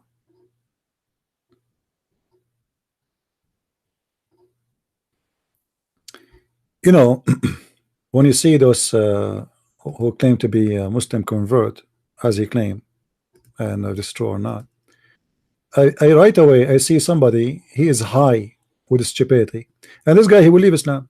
Just wait, guys. Read with me. Read with me carefully. This is the interpretation of the chapter he quoted for me, this idiot who could not even find it. Chapter 7, verse number 16. It says, you just made me error from guidance. Who is the one who made Shaitan a bad person according to Islam? Allah. He is the one who made him do the sin. Shaitan himself is the victim of Allah. Chapter 7, verse number 16, and this is the interpretation of the verse in the front of your eyes. Because you did that to me, I will do that to your people. Where is justice? The poor Shaitan, he himself is a victim according to Islam. You made me. Why Allah made Shaitan in error? Did Allah say to him, I did not make you an error? No. Read the verses after and the verses before. Allah agree with that. And you will read that in verse number 18 in the same chapter, Allah told Shaitan, get out of here. So he did not lead him astray as kicking him out of heaven when he said that verse, which means when he said that verse, he was not out of heaven, as the stupid idiot he said. Because in verse number 18, Allah said to him, well, get out of here, which again, a stupid mistake in the Quran, because in verse 18, he says to him, get out of here. And then in verse number 19, Allah told Adam and Eve, live in the heaven, enjoy the heaven, don't eat from the tree. And then in verse number 20, Shaitan, he came to them, but Shaitan already is out of heaven, as it's reported in verse number 18. This is what happened when you get a holy potato. Yes, Abdul, what do you want to say? Hello. Can you hear me? Yes, I hear you. What do you think about chapter 7 verse number 16, the verse you quote for me? Shaitan saying that Allah caused me to do error, sin. Oh, man. What do you say? What do you mean by your question? In what context? What do you mean? The hadith in the front, the verse in the front of us, it says, قَالَ فَبِمَا أَغْوَيْتَنِي, because you deceived me, you fooled me, you lied to me. This is the interpretation by Ibn Abbas, the cousin of your prophet. Read with me carefully. It says, just as you made me err from guidance. Who is the one who made Shaitan err from guidance? Allah. How Allah did that to Shaitan? Well, let's think about this logically, okay? So it's a known fact, okay, that there are people who propagate lies and deceptions, okay? And so, and sometimes in the propagation of these lies and deceptions, they misconstrue things, they reword things, they present things in a manner in which it's not the true way in which it should be presented. I am amazed. So, I'm amazed. Until now, you did not use the word couch. I mean, what does this have to do? Answer me. It says there that you made me commit sin. Shaitan saying to Allah, and Allah didn't say no to him. I did not do that. He agreed. And Allah is the one who reported this. Because you sent me out of paradise. It doesn't say that. It doesn't say that. Can you show me where it says you sent me out of paradise? You know what? If you can show me that, I'm going to close my podcast right now, and I will promise you. You better close it, because I'm the one to shut you down. Okay, show me. Show me then. You are a liar. Go ahead and close it. It is in the. It is in the screen, potato. It is in the screen. I got you busted. This is Tafsir Ibn Abbas, the cousin of the Prophet, and you are a liar. Can you get me busted? The mic is yours. Can you? I don't hear you. I think this guy, he is stealing his Wi-Fi from his neighbor. That's what they do, the Muslims. That's why you have a very bad internet. How somebody live in Houston, he have the most horrible internet like this? Obviously, he is using a free one. I don't hear you, Abdul. I don't hear you. Hello? Yeah, he's using the neighbor's internet. I can't do anything about the internet connection. No problem. Do you see the interpretation of the verse, my friend? Do you see the interpretation of the verse? It's in the front of you on the screen. Oh, what I'm going to tell you is it's best for you to go ahead and shut things down. Don't tell me. No, I'm not going to shut down. I shut Islam down. Tens of thousands of Muslims left Islam because of me. Tens of thousands, and you will leave Islam because of me. And this is why you are running away. Now answer. Does it say there that you made me commit sin and you led me into error? Yes or no? Why you lie to me? He says, what chapter and verse are you talking about? This is the verse you quote for me. It's you who quote the verse for me. You forgot. It's you who quote this verse for me. I was quoting from Surah Baqarah. Where are you quoting from? What Baqarah? Okay, what Baqarah? Tell me. This is chapter 7, verse number 16. Are you saying to me that let me tell you something. I haven't been to chapter 7. I was in Surah Baqarah. Okay. So in chapter 7 is telling us the story of Adam. So we are still in the topic. Shaitan told Allah before he kicked him out of heaven. Listen. Before he kicked him out of heaven, he told him, "You are the one who caused me to commit sin." What do you say about that? What verse are you talking about? I told you. What's wrong with you? Are you deaf? Chapter 7, verse number 16. No, but do you hear me every time the internet breaks up? Are you deaf when I when told the you. I told internet you. I breaks told up? you. I You know what? told You know what you. I would do? I would, if we were in person, I Yeah. would demand that you respect me. I don't Okay? respect you. I don't respect you. I don't respect anyone No, who you believes. would. I don't You respect. would. I don't respect anyone who believes that he can beat his wife because he's a man. I don't And believe you that. are I a don't Muslim. believe in that. Quran teach that. Quran teach that. Don't lie. I don't believe that. That's a lie and the deception from Shaitan himself. Okay, read for me then. Chapter 4, verse number 34. You are a liar. You are a liar. You are a deceiver. liar. Okay, let me show everybody then. I am a liar, right? See what you're doing. You're going to every single verse that you possibly can think of in order to divert. So you don't want to talk about this one. You just said I am lying. You're a liar. I want to show everybody who is lying you don't here. Want to talk. You don't want to talk about the one in chapter 7. Now you want to go to no. We want to show. We want to show everybody. Your tactics. You know, this is one of your tactics. You're see-through. You're transparent. Listen, Abdul. You say this is a lie, and this is from Shaitan. Do you want to talk about Adam, or do you want to talk about sperm? Do you want to talk about Shaitan? We will talk about everything. I am here to get you. I am here to get you busted. I am here to get you busted. Guys, look with me. This is chapter 4, verse number 34. And this guy, he said, I am lying.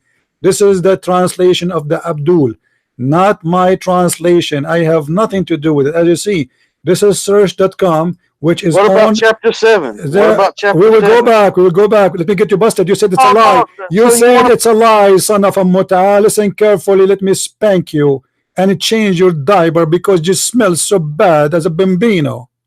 Listen carefully.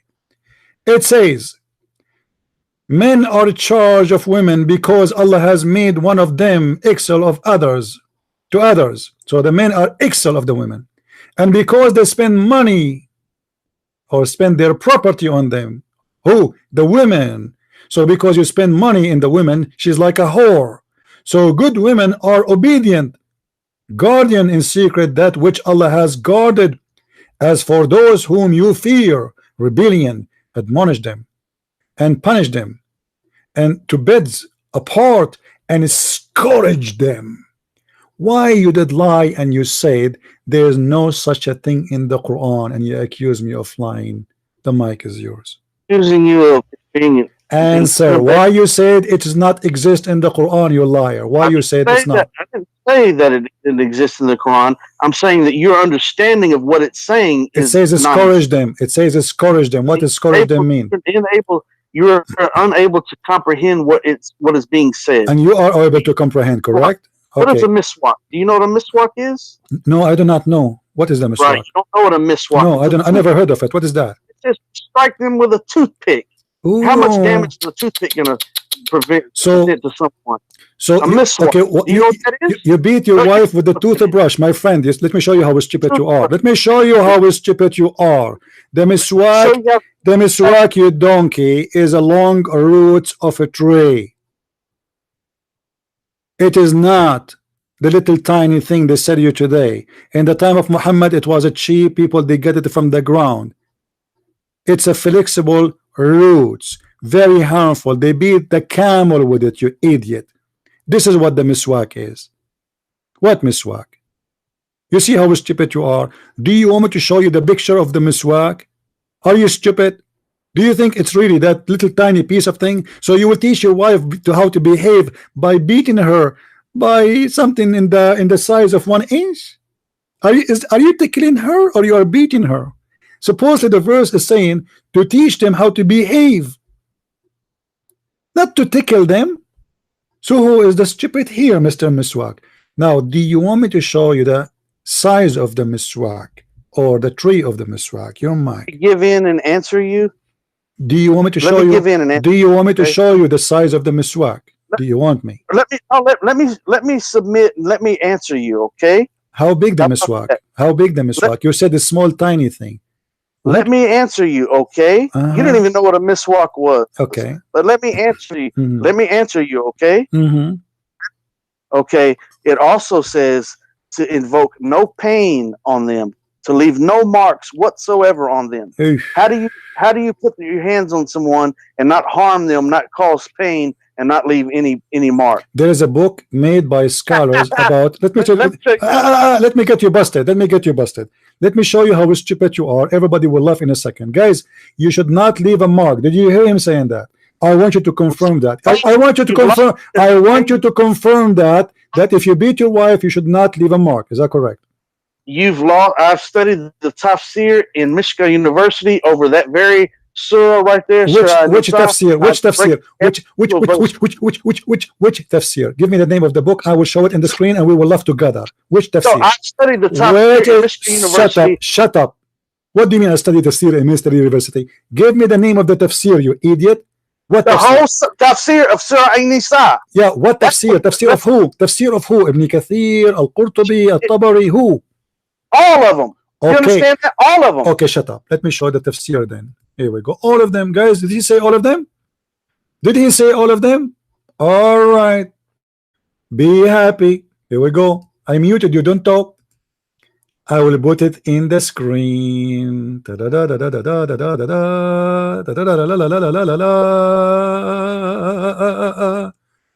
Okay. Read with me, please. Don't beat them in the face.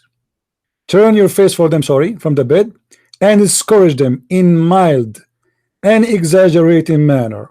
Huh? Beat them. Don't exaggerate when you beat them. What does that mean? Let us see what does that mean. Oh, hold on. Before I go and see what does that mean, let me get him busted more. Mujahid. Mujahid. Nobody can hear you. Don't talk. Hold on. Mujahid. Okay, let me ask you. If a man come to the Prophet and said to him, Abdul, listen, you are muted now because you keep talking. You do not hear me. I muted you. Don't talk. Are you there? Don't talk. Let me get you busted, Abdul. Let me get you busted. This is what I do here. I get Abdul busted. I don't know how many times, I don't know, like you guys, I think every inch of your body now have a needle already. Listen carefully. If a man come to you and he did beat his wife until her skin became a green, you will take the side of who? Where he go? He hang up. Let me call him back. I assure you he is using a free internet of the neighbors. He's unavailable. He's unavailable. Just wait. I will wait for him to call, and then I will get him busted again and again and again. It's like gambling. Gambling? Those people, the more they lose, the more they play. The madness of gambling. That's why he's calling back. He feel he is humiliated, and he tried to get back his honor. So he gamble more. That's the whole idea. Like, there's not even one space in his body is not having a hole already. But this is what gambling do. Somebody saying you have a lot of patient. What I do is really, you need a lot of patience. Trust me, if you are in my place, you will go crazy from a long time ago, because you know that this is what it's mean, etc. But you have to treat them like a bunch of kids, for they are liars. Now maybe this guy is just an idiot who do not know what he's talking about, and obviously he is an idiot like the rest. But still, you have to trap them. You have to make them give the answer before you give the question, and that is hard. How you can make him say something so he cannot take it back. Do you see what I do? If you say to them right away something, they will play around. So you have to make it's like a game, and you have to be very smart. You have to lead them into saying something, and that thing they believe in. It's not like you are the one making them say it. Okay, what you believe, but don't tell them yet what you are going to ask for. Tell me what you believe about, etc. And then he will talk and he will do poo-poo. If you give him the question before the answer will change. This is how the Muslims are. They are not honest. They play games, and they knew they are followers of the devil.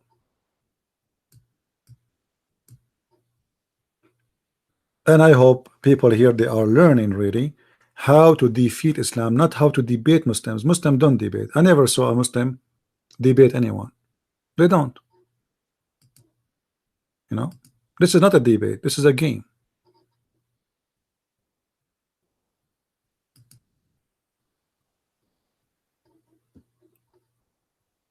Call me back, Mujahid. If your free internet is still working and your neighbor did not turn off his Wi-Fi, call me back.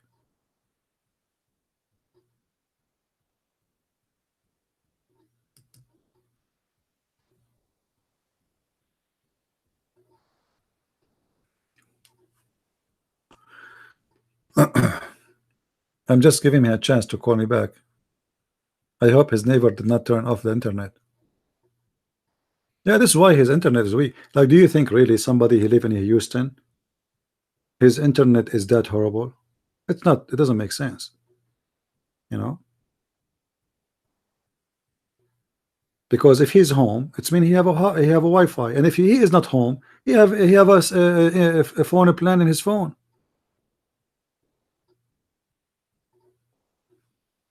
I can show you the fatwa where a guy is asking, is it lawful, is it halal to hook up an electric line so I can heat the water by electricity to do wudu?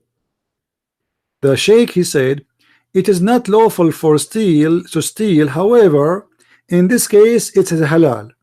Like, what the heck? In this case it's halal.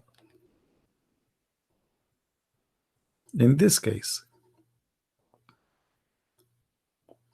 I hope he will call back now, man. We will be bored now. Man, I'm glad I did not live in an apartment, because if I live in an apartment, my neighbors will be bothered very much by the screaming. You know. Yeah, I did not need to open it. I know what is there. You know, he's a liar. You see, I keep saying to him, okay, read for me what Michael Moore said. Michael Moore said. He did not answer. And when I showed him that his prophet said that the sperm is gathered for 40 days, Michael Moore says that. He said, yes, it's a, you know, read. I told you where to read the answer. Read the book of Michael Moore. What an idiot. Any Abdul?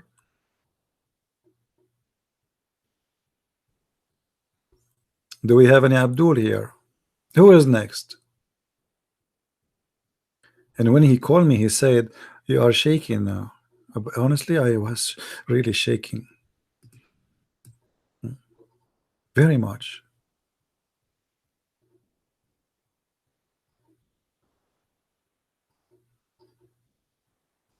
And he called himself Mujahid. You're right.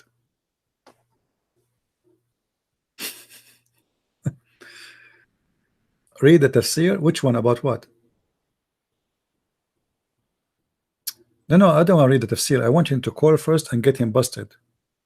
You see, he said, I studied all the tafsir. And when I ask him which one, he don't want to tell me. All of them.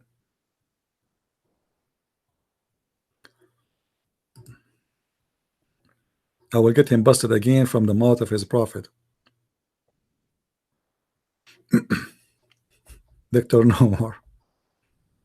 I don't know, actually. I need some water, but nobody here to serve me water. You see, I'm here sitting for this how many hours now, and I want to go to the kitchen actually and get some water. I'm really thirsty. Speaking all this time is not easy.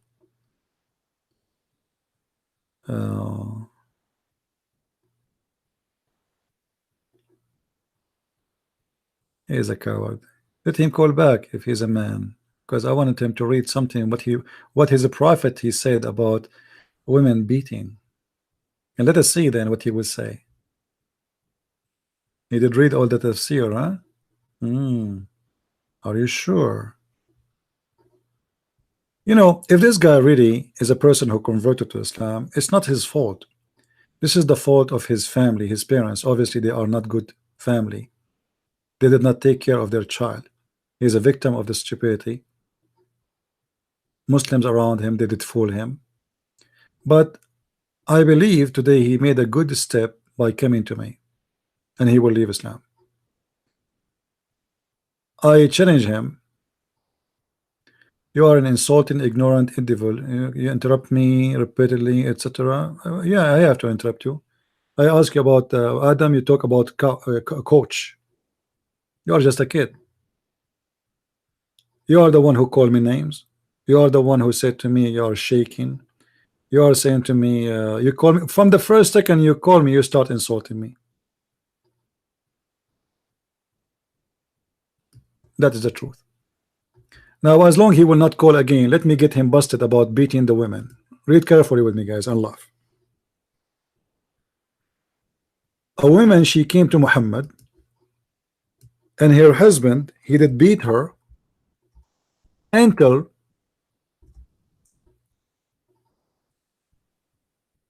her skin became greener than her clothes. What? Her skin became greener than her clothes. Muhammad, he took, don't block him, Christian, by choice. Let Kenny Bomer please post. Let him post. Imagine, put yourself in his shoes. This guy, he have bubbles everywhere now. Read carefully, guys. This is the prophet of the Abdul himself. This is not tafsir, and this is the reason for the verse to come down, to beat women. This woman was beaten by her husband until her skin became greener than her clothes. And look what Aisha, she said.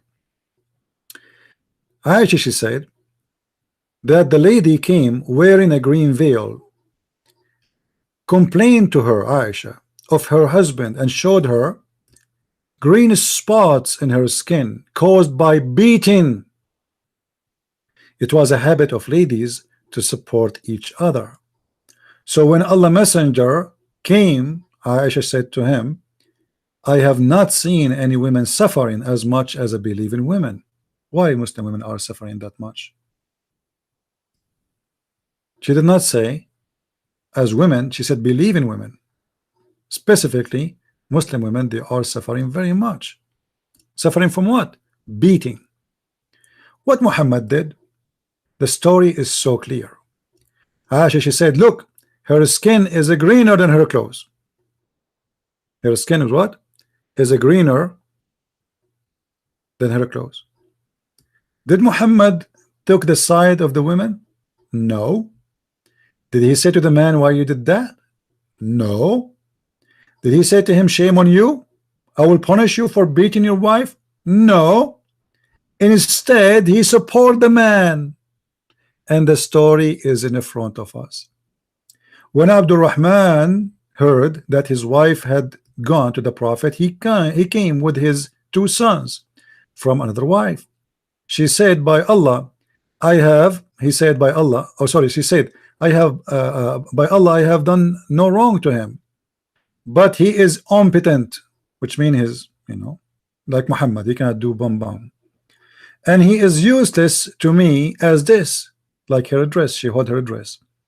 So this man, his penis is the same as a piece of fabric. The only way to move it is to turn the fan on. So obviously this man, she don't want him. And she hold a piece of her garment.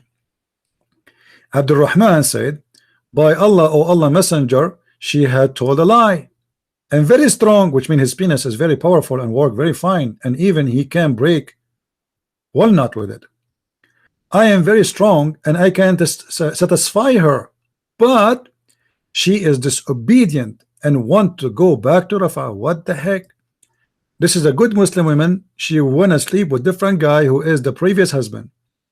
Allah Messenger said to her, if that is your intention, then you know that it's unlawful for you to remarry Rafah unless Abdul Rahman has sexual intercourse with you.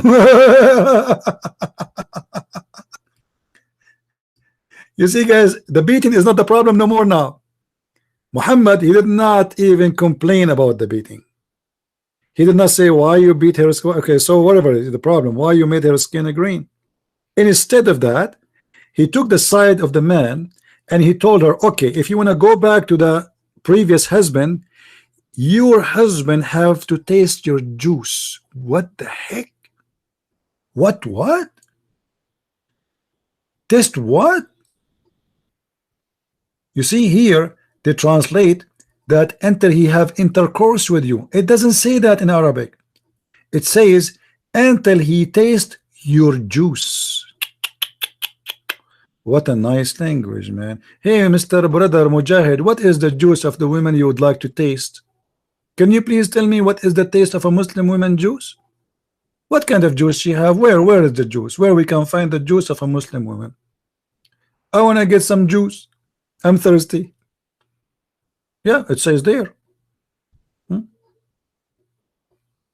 Read with me. حتى يذوق من عسيلتك or عسيلتك until he tastes your juice, the sweet juice. Is it sweet? Hey Mujahid, is it really sweet? If you don't believe me, by the way, let me copy this. Here we go, the Arabic. Hold on, and I will go here. I will search for the same hadith and show you different translation, and then you will see how the Muslim change the translation. All right. This is Sahih al-Bukhari. That one was what? That one was al-Bukhari 25. This one is al-Bukhari. Let us see this one. Here we go. Look here how the translation changed. No, not until you taste his sweetness and he tastes your sweetness. I'm so proud to be a Muslim. The Prophet of Allah told me that you cannot go back to your previous husband unless you make the new husband taste your juice. Who is the Muslim wanna tell me the sweetness? What is the taste? Taste what? What is that? Is your wife is a watermelon? What is that, man? You Muslims, I forgot there is a fatwa that you can. This is a fabricated hadith. Guys, do you see what I'm saying? This is a fabricated hadith. This is Sahih al-Bukhari. This is Sahih al-Bukhari. This is Sahih al-Bukhari. What fabricated hadith? Hadith number Sahih al-Bukhari 5825. Poor guy. I feel for you.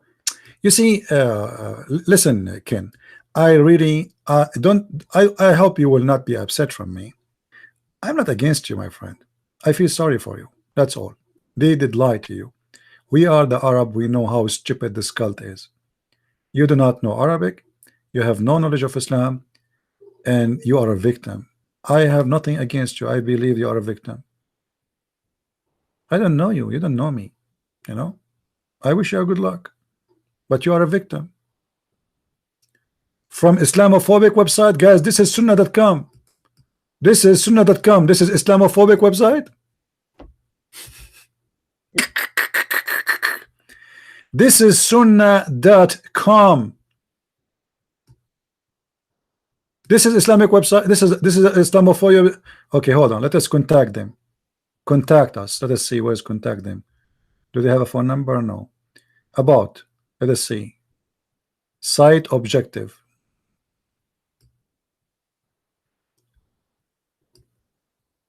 Our beloved Prophet Muhammad. Islamophobic website, they will say our beloved Prophet Muhammad. Guys, go to Christian Prince website and see how Christian Prince he says from our beloved Prophet Muhammad. This is Islamophobic website, obviously, because he's saying there from our Prophet, beloved Prophet Muhammad. All those who they hate the Prophet, they say that he is our beloved Prophet. All right. I mean, this is amazing. All right. I don't know what to say. What do you think?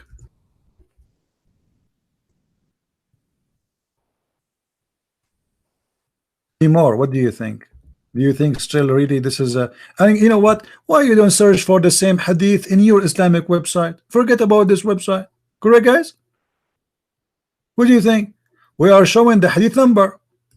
Okay, this is Sahih al-Bukhari, hadith number 5825.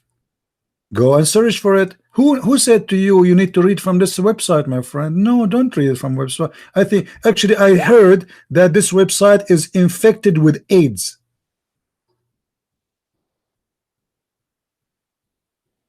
I'm telling you, this website have AIDS, and some people they say it has diarrhea too. Even a smell. But still, that will not change anything. We are giving you the hadith number. Correct, guys? We are giving you the hadith number. You can go right now and search in any, go buy the book, buy Sahih al-Bukhari. I agree with you. All Islamic books are fabricated and stupid. That's true. Yes, Mujahid, how are you? Hello? Yeah, I'm here. Can you? So, Mujahid, do you really believe that this is a fabricated website? Don't be honest.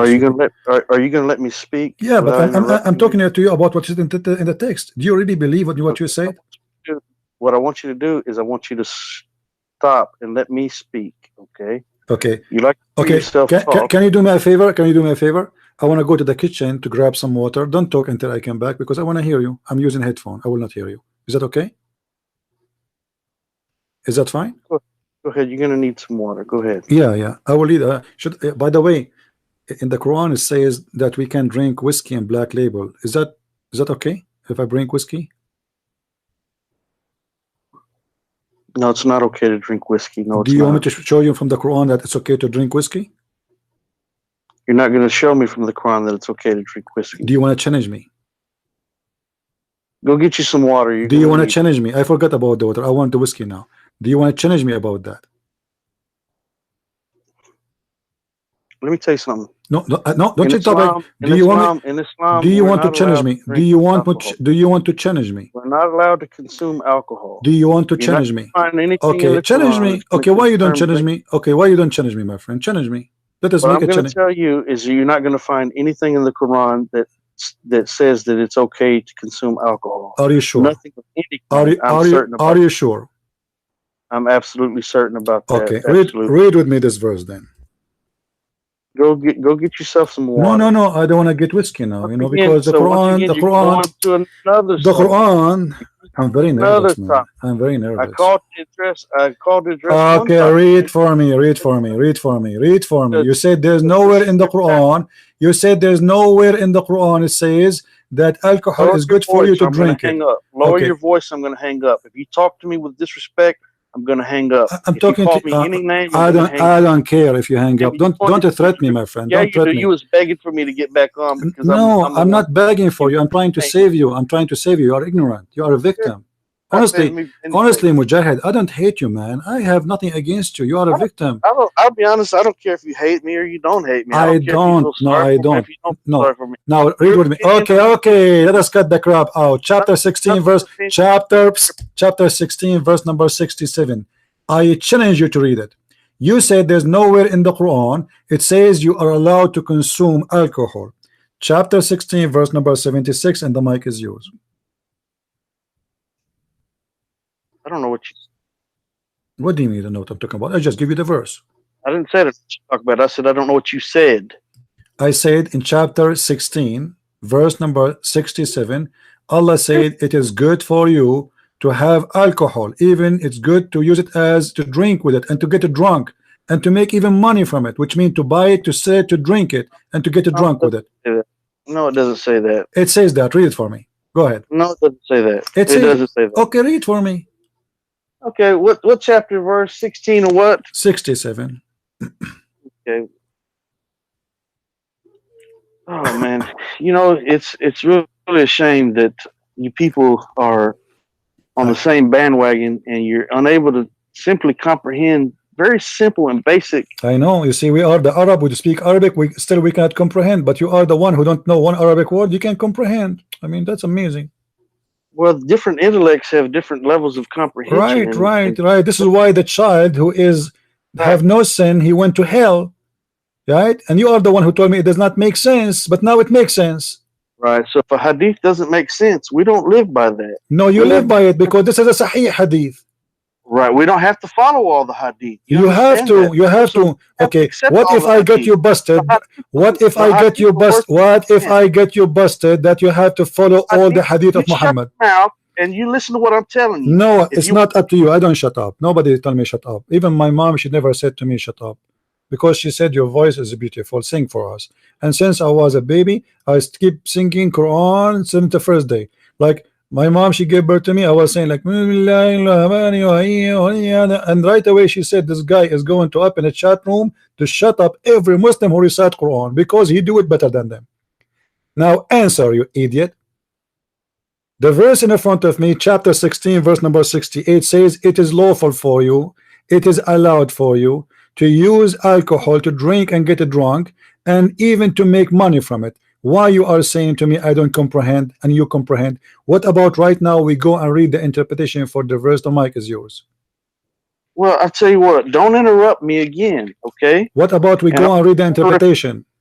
I'm going to repeat this. 1.8 billion Muslims in the world. You haven't shut anybody. You made me fart. You're making a foolish claim. Yes, let me ask you, is the Shia Muslims? What about it? Is the Shia Muslims?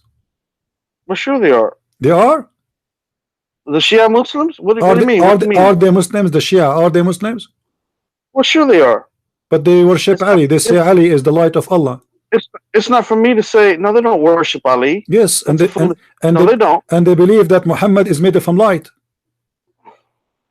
Look, brother, you don't make false claims because Allah subhanahu wa ta'ala do you want to challenge me? Do you want to challenge me? You do not know anything. Everything I say, it turned to be true, and you're lying. Everything I say, it turned to be true, and I give a proof. Now let us go back, and we can go back to the Shia. You are a Sunni, right? Are you Shia or a Sunni?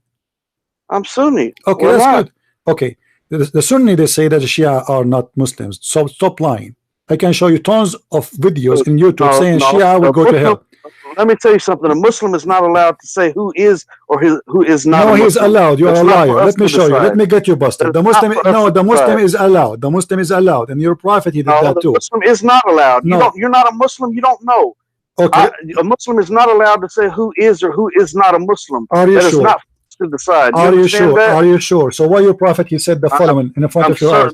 So why your prophet, he said, my nation will split to 73 sects, and one of them only will go to hell. And also, before that, guess what? It says the Jewish people were split into 72 sects. Okay. The Christians, no, excuse me, the Jews were split into 71. All right. The Christians were split into 72 sects. Did you know that? Yeah, but that's mean that you Muslims. Okay, hold on. That's mean the most lost people are the Muslims because they are the ones who split 73. Let me. No, that's not what that means. Yes, that's not that. Hold on, guys.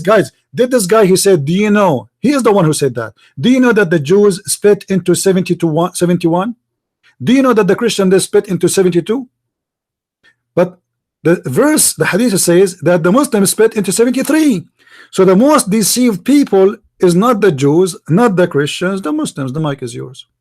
You're bouncing around. You're just simply. I'm not. You are the one who said that. You are the one who. You are the one. You are the. What verse? Chapter 17. What verse? Why you change the topic now? Do you want to talk about 73 split? Why the Muslims are? Why the Muslims are more deceived? Why the Muslims are more deceived than the Christian and the Jews? Explain to me why the Muslims are 73. Why the Jews are 71? Why you are the worst? Because there's going to be more Muslims in the world before the day of judgment than any other religion. Still will not make any difference because still you are 73 to 1. Doesn't make any difference. Who cares if there are 10 people who they are deceived or 20 or 1 billion? So you are saying to me, the world will become majority Muslims and 72% of them are going to go. Sorry, guys. From every hold on. Let us see how stupid this joke is. From every 73 Muslims, there's 72 will go to hell, 1 will go to heaven. Play card is better. There's no guarantee. That's not what it says. This is what it says.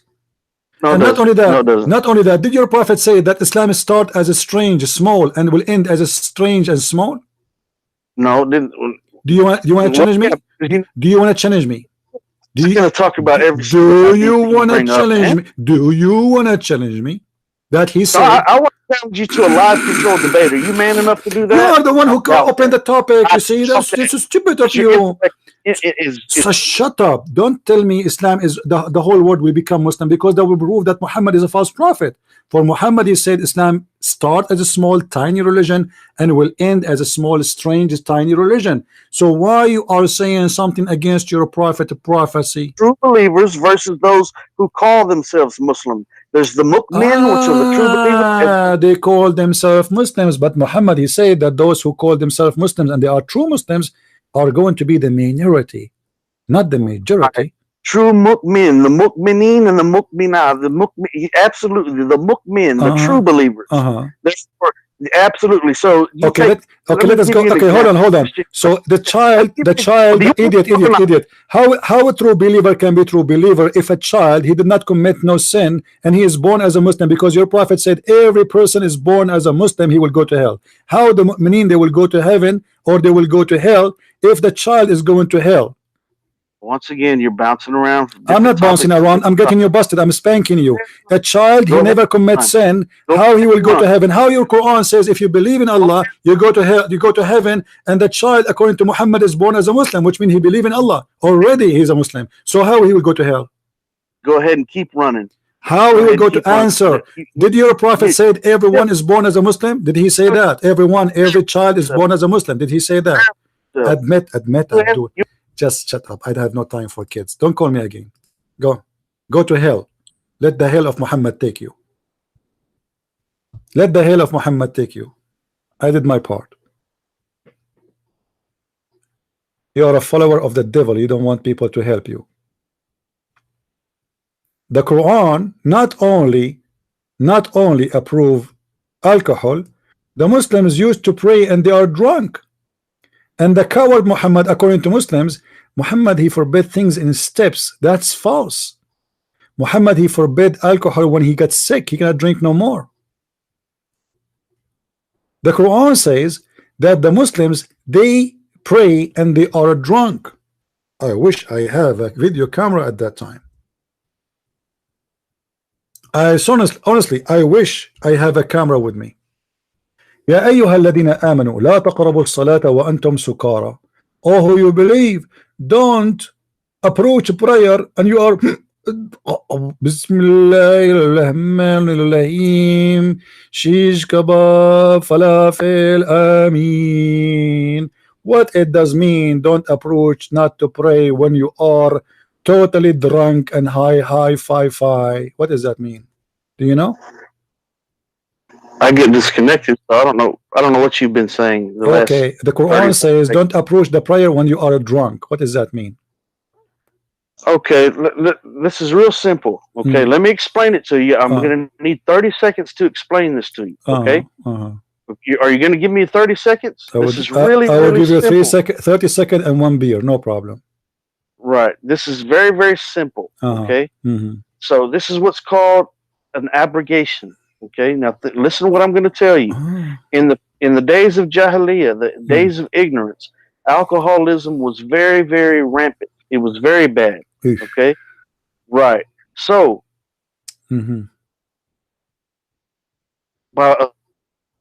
okay. So initially, at the early days of Islam, people were still consuming alcohol. Until the day that a man came to prayer and he was leading the prayer and he stumbled through the prayer because he was intoxicated. And so because he was intoxicated, he drank too much. Then it was revealed that you do not come to the prayer in a state of drunkenness. Okay. And then that was abrogated. That was to allow man. It's like trying to come off of a drug or alcohol. All right. You have to be. Let me finish. My 30 seconds isn't up. But he did not say don't drink. He said don't pray when you are drunk. That's all. Right. Let me explain to you. Give me my full 30 seconds. Okay. This is really simple. It's finished. You are answering for us more 2 minutes. What do you think? 30 seconds. Right. So no, I haven't spoken for 30 seconds because you interrupted me. Count your time. Count. Should I put the clock for you? Initially, they were still drinking in the early days of Islam. And your prophet, he had no problem with that. Then it was abrogated. And why your prophet? Why you? No one, okay, what is that? What is the abrogation? Let me explain it to you. What is the abrogation? If you want to hear it, let me explain it to you. It's abrogated where? It's an abrogation. Where? Okay, listen to what I'm telling you. Okay, why? You're going to have to shut. Where is the abrogation? I see in front of me, chapter 16, verse number 67, which is given after this verse. It says that to make. You're going to have to stop and listen. My friend, if you want. Hold on. Let me read for you this chapter. Chapter 16, verse number 67. It says, from the black label and whiskey, you can make a good drink and you get drunk with it and make good money and sell it in any shop or store or even Starbucks. Did you see the verse in the front of your eyes? Chapter 16, verse number 67. If the alcohol was bad and it's known to be bad to Allah, why here is encouraging you to buy it, to sell it, to drink it? Let me explain to you, and you cannot ask me a question and not give me an opportunity. Answer. Why he is encouraging you to buy it, to make it, to drink it, to get drunk with it, and to make money from it? I'm going to answer your first question, and then I'll answer another. This is my first question. This is the first verse I gave you, Abdul. This is the first verse I gave you. Chapter 16, verse number 67. You forgot? You hang up on me. You hang up on me. You did not answer yet. Chapter 16. Connected. Abdul, chapter 16, verse number 67. Why Allah is encouraging you to buy it, to make it, to sell it, to drink it, and get drunk with it? What kind is that a commercial or promotion? Allah making commercial for alcohol? What you're doing is making an absolute fool of yourself. Okay, let people laugh at me or at you. No problem. I have no problem. People are recording this and people are laughing either at you or at me. Why Allah encouraging people then? Why people are encouraging them? And he is praising making alcohol, praising it. He said, "What is the do you know what? Okay, go ahead. You want me to give you an answer about chapter 16? About chapter 16, verse number 67, please. If you interrupt me one more time, I'm just going to hang. I'm not going to waste my time with your foolishness. I know what you would do. If I interrupt you one more time, you are going to drink camel urine, as the prophet he said. Correct? This is what you do? Camel urine. You will drink camel urine. That's what I know. I will go, if you interrupt me momentarily, I will go and drink beer. If I interrupt you one time, you go and drink camel urine. Do you want to make challenge? What kind of religion ordering you to quit drinking alcohol but to drink camel urine?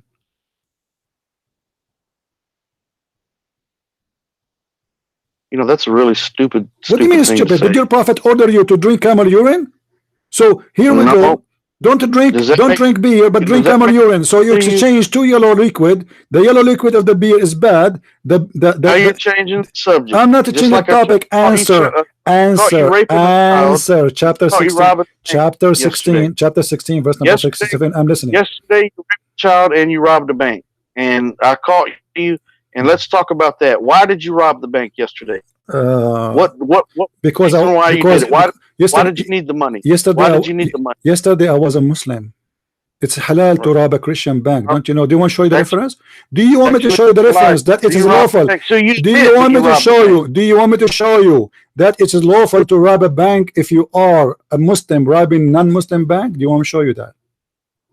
Oh my goodness gracious! Do you want me to show you that, you idiot? You know what? Do you want me to show you that? Why you are changing the topic? Do you want me to show you that it's allowed for you? It's allowed for you. It's allowed for you to kidnap Muslim Christian women. It's allowed for you to rob Christians. So you are a bank robber. You liar. Shame on you to lie. You liar. Shame on you. What kind of mother you have? Did not teach you a good manner? You don't even know my name, you filthy liar. You don't know even how I look like, you filthy liar. What rob a bank, you stupid liar? What a donkey you are. But I forgive you because I love donkeys. Now answer us. Chapter 16, verse number 67. Why Allah saying it is good to drink alcohol and get drunk and to sell it and to buy it and make good money from it? The mic is yours. It wouldn't come out of your mouth. Answer. Why Allah promoting black label whiskey? Answer. Why he is promoting in chapter 16, verse number 67, to make it, to buy it, to drink it, and to make good money from it? The mic is yours. Let me tell you something. Tell me something. Tell me something. You want to tell me something, or you tell me an answer? I want the answer, not something. Give me the answer. Why Allah He asking you to promote a black label? Listen, Abdul, don't waste my time. I have tons of Abdul waiting for me. I grow them in my backyard. You think you don't have any, like? Do you think you are the only Abdul I got here? Are you serious? Come on. So now, chapter 16, chapter 16. Stop laughing at Islam, my friend. This is shame. Don't laugh. Chapter 16, verse number 67. Allah promoting black label, encouraging you to make it, to buy it, to sit and to drink the drunk with it, and to praise it and to enjoy it. Why is that? If alcohol is bad. Okay, let me explain to you why. You're going to listen for 30 seconds? I'm listening. All right, I'm listening. The verse was revealed long before the prohibition of intoxicants. Okay. However, by using the phrase good in the verses, it's talking about wholesome nourishment after the intoxicants. In fact, that the intoxicant is not good. I don't hear you. Hold on. I don't hear you. It says there clearly that it causes you to be drunk, and that is good for you, my friend. What horse? What? That's not what it's saying. I'm going to repeat again. This is what it says. Was revealed long before prohibition of intoxicants. Okay, doesn't matter. However, doesn't matter. Why he's saying it's good to be drunk? Why it says it's good to be? Why? You want the answer? No, I don't want the answer. I'm here to play you, to make fun of you. You are an idiot. It says, because I know you will have no answer. You are trying just to defend, not to answer. You have no answer. It says. Here, read with me carefully. Sorry, I forgot you are illiterate like your prophet. تَتَّخِذُونَ مِنْهُ سَكَرًا. You take from it a drink, make you drunk. وَرِزْقًا حَسَنًا, and make good money from it. So he is praising, saying that from it you get drunk, and that make you even have more money. So your prophet, God, or Muhammad aka Allah, is encouraging you to get drunk, and he is speaking about the good of the drunk, the alcohol. He is not speaking about anything. وَرِزْقًا حَسَنًا. He did not say, and from the fruits of the palm tree and the grape you enjoy juice. No, he said from it you make a liquid which make you drunk and wholesome good things for you. And he is praising, and he is saying this is a miracle. إِنَّ فِي ذَلِكَ لِآيَةٍ لِقَوْمٍ يَعْقُلُونَ. This is a miracle for people who understand. So do you understand? The mic is yours. Okay, so what I'm going to do is I'm going to read to you the commentary out of the Quran, and it's a translation by Ali Unal. You ready? Who is the one? Ali Unal. The translation. Okay, but the don't interrupt me. No, I want to read with you. No, hold on. It's not fair, my friend. You need to tell me this commentary is made by who? Who is the scholar speaking there? I said Ali Unal. I already said that. Who is Ali this guy? Unal. Who is this guy? I never heard of this guy. Is he something new? No. Okay. Absolutely not. Where we can find Ali Unal. Ali what? I never heard of this guy. Look it up. Ali Unal. UNAL. I don't give a crap if you've heard about him or not. That's irrelevant. Okay, can you give me a link? Okay, can you do me a favor? Can you give me a link for the so we can put it in the screen so everybody can read it? I don't have a link. I'm holding the Quran in my hand. Okay, where we can find a link? Can you find me a link? You find a link. I'm not on the internet. No, hold on. You are in the internet, you liar. What do you mean you are in the internet? You are speaking to me in the internet and you are not in the internet. I mean, do you see how much they lie? Aren't you using the internet now to call me? What do you mean you are not in the internet? Aren't you using Skype? I am not on the internet. You are using Skype. I'm on my phone speaking to you. You idiot. You can find a link in the phone. The phone have internet. That's why you are calling me in Skype. The Skype is internet. I'm not. Well, I want to read with you. I want to read because I want to learn. No. Okay, can you type for me the name in the screen, please, in the chat? Can you type the name for me so I can find the... Look, you know how to spell the word Ali? The name Ali? I know. A-L-I. Yeah, what is the second? What is the second? U-N-A-L. Look it up. Okay. Somebody post. Okay, hold on. Let me find... Okay, hold on. Let me find this guy interpretation for the Quran. Hold on. Ali on. This is a Turkish guy. Is he a Turkish guy? He doesn't speak Arabic. Oh man, come on! You don't know what he speaks or what he doesn't speak. Okay, hold on. Okay, let me open his page so I can place in the Quran before you start reading. Hold on yours. Okay, 16. What's the purpose of no? The point is we wanna laugh because I will show you that even the one you are quoting to make you look fool. Okay, hold on. Let me say, as for those who disbelieve, it matters not whether you warn them or do not warn them; they will not believe. Allah has set a seal over their hearts and over their hearing, and over their eyes is a veil, and pain will be the penalty that they incur, and that is you. Unfortunately, what is that? So the verse, it says the verse was revealed long before prohibition of intoxicants.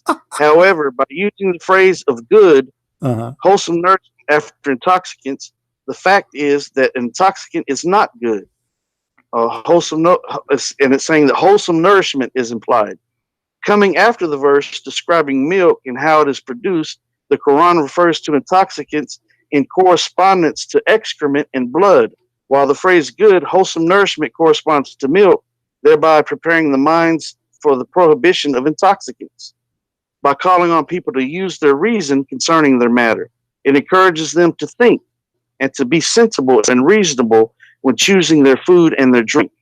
Do you understand what it's telling you? No. It's saying those same fruits that were used to create the intoxicant, the fruit itself is good. You can have that. Okay. And what about you're not to have the intoxicant. Okay. Hold on. Let me get you busted. Okay. Let me get you busted. Hold on. Let me get you busted. This guy.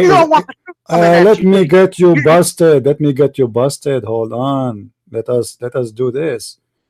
This is the Quran in front of us, 1667, my friend. I don't go by a bunch of idiot we never heard of. A person is not even an Arab. We are the Arab. Read carefully. Guys, this is Tafsir Ibn Abbas. Who is Ibn Abbas? This is the cousin of the Prophet. This is a big guy. This is the cousin of Muhammad alayhi salatu wassalam. Listen, Mujahid, do you think Mujahid know better than Ibn Abbas, the cousin of the Prophet? What do you think? Are you there? Hello?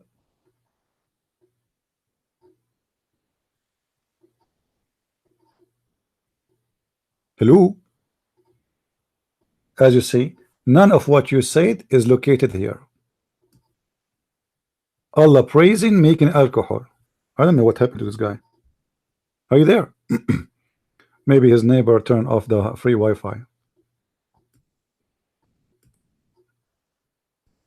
Hello? Hello?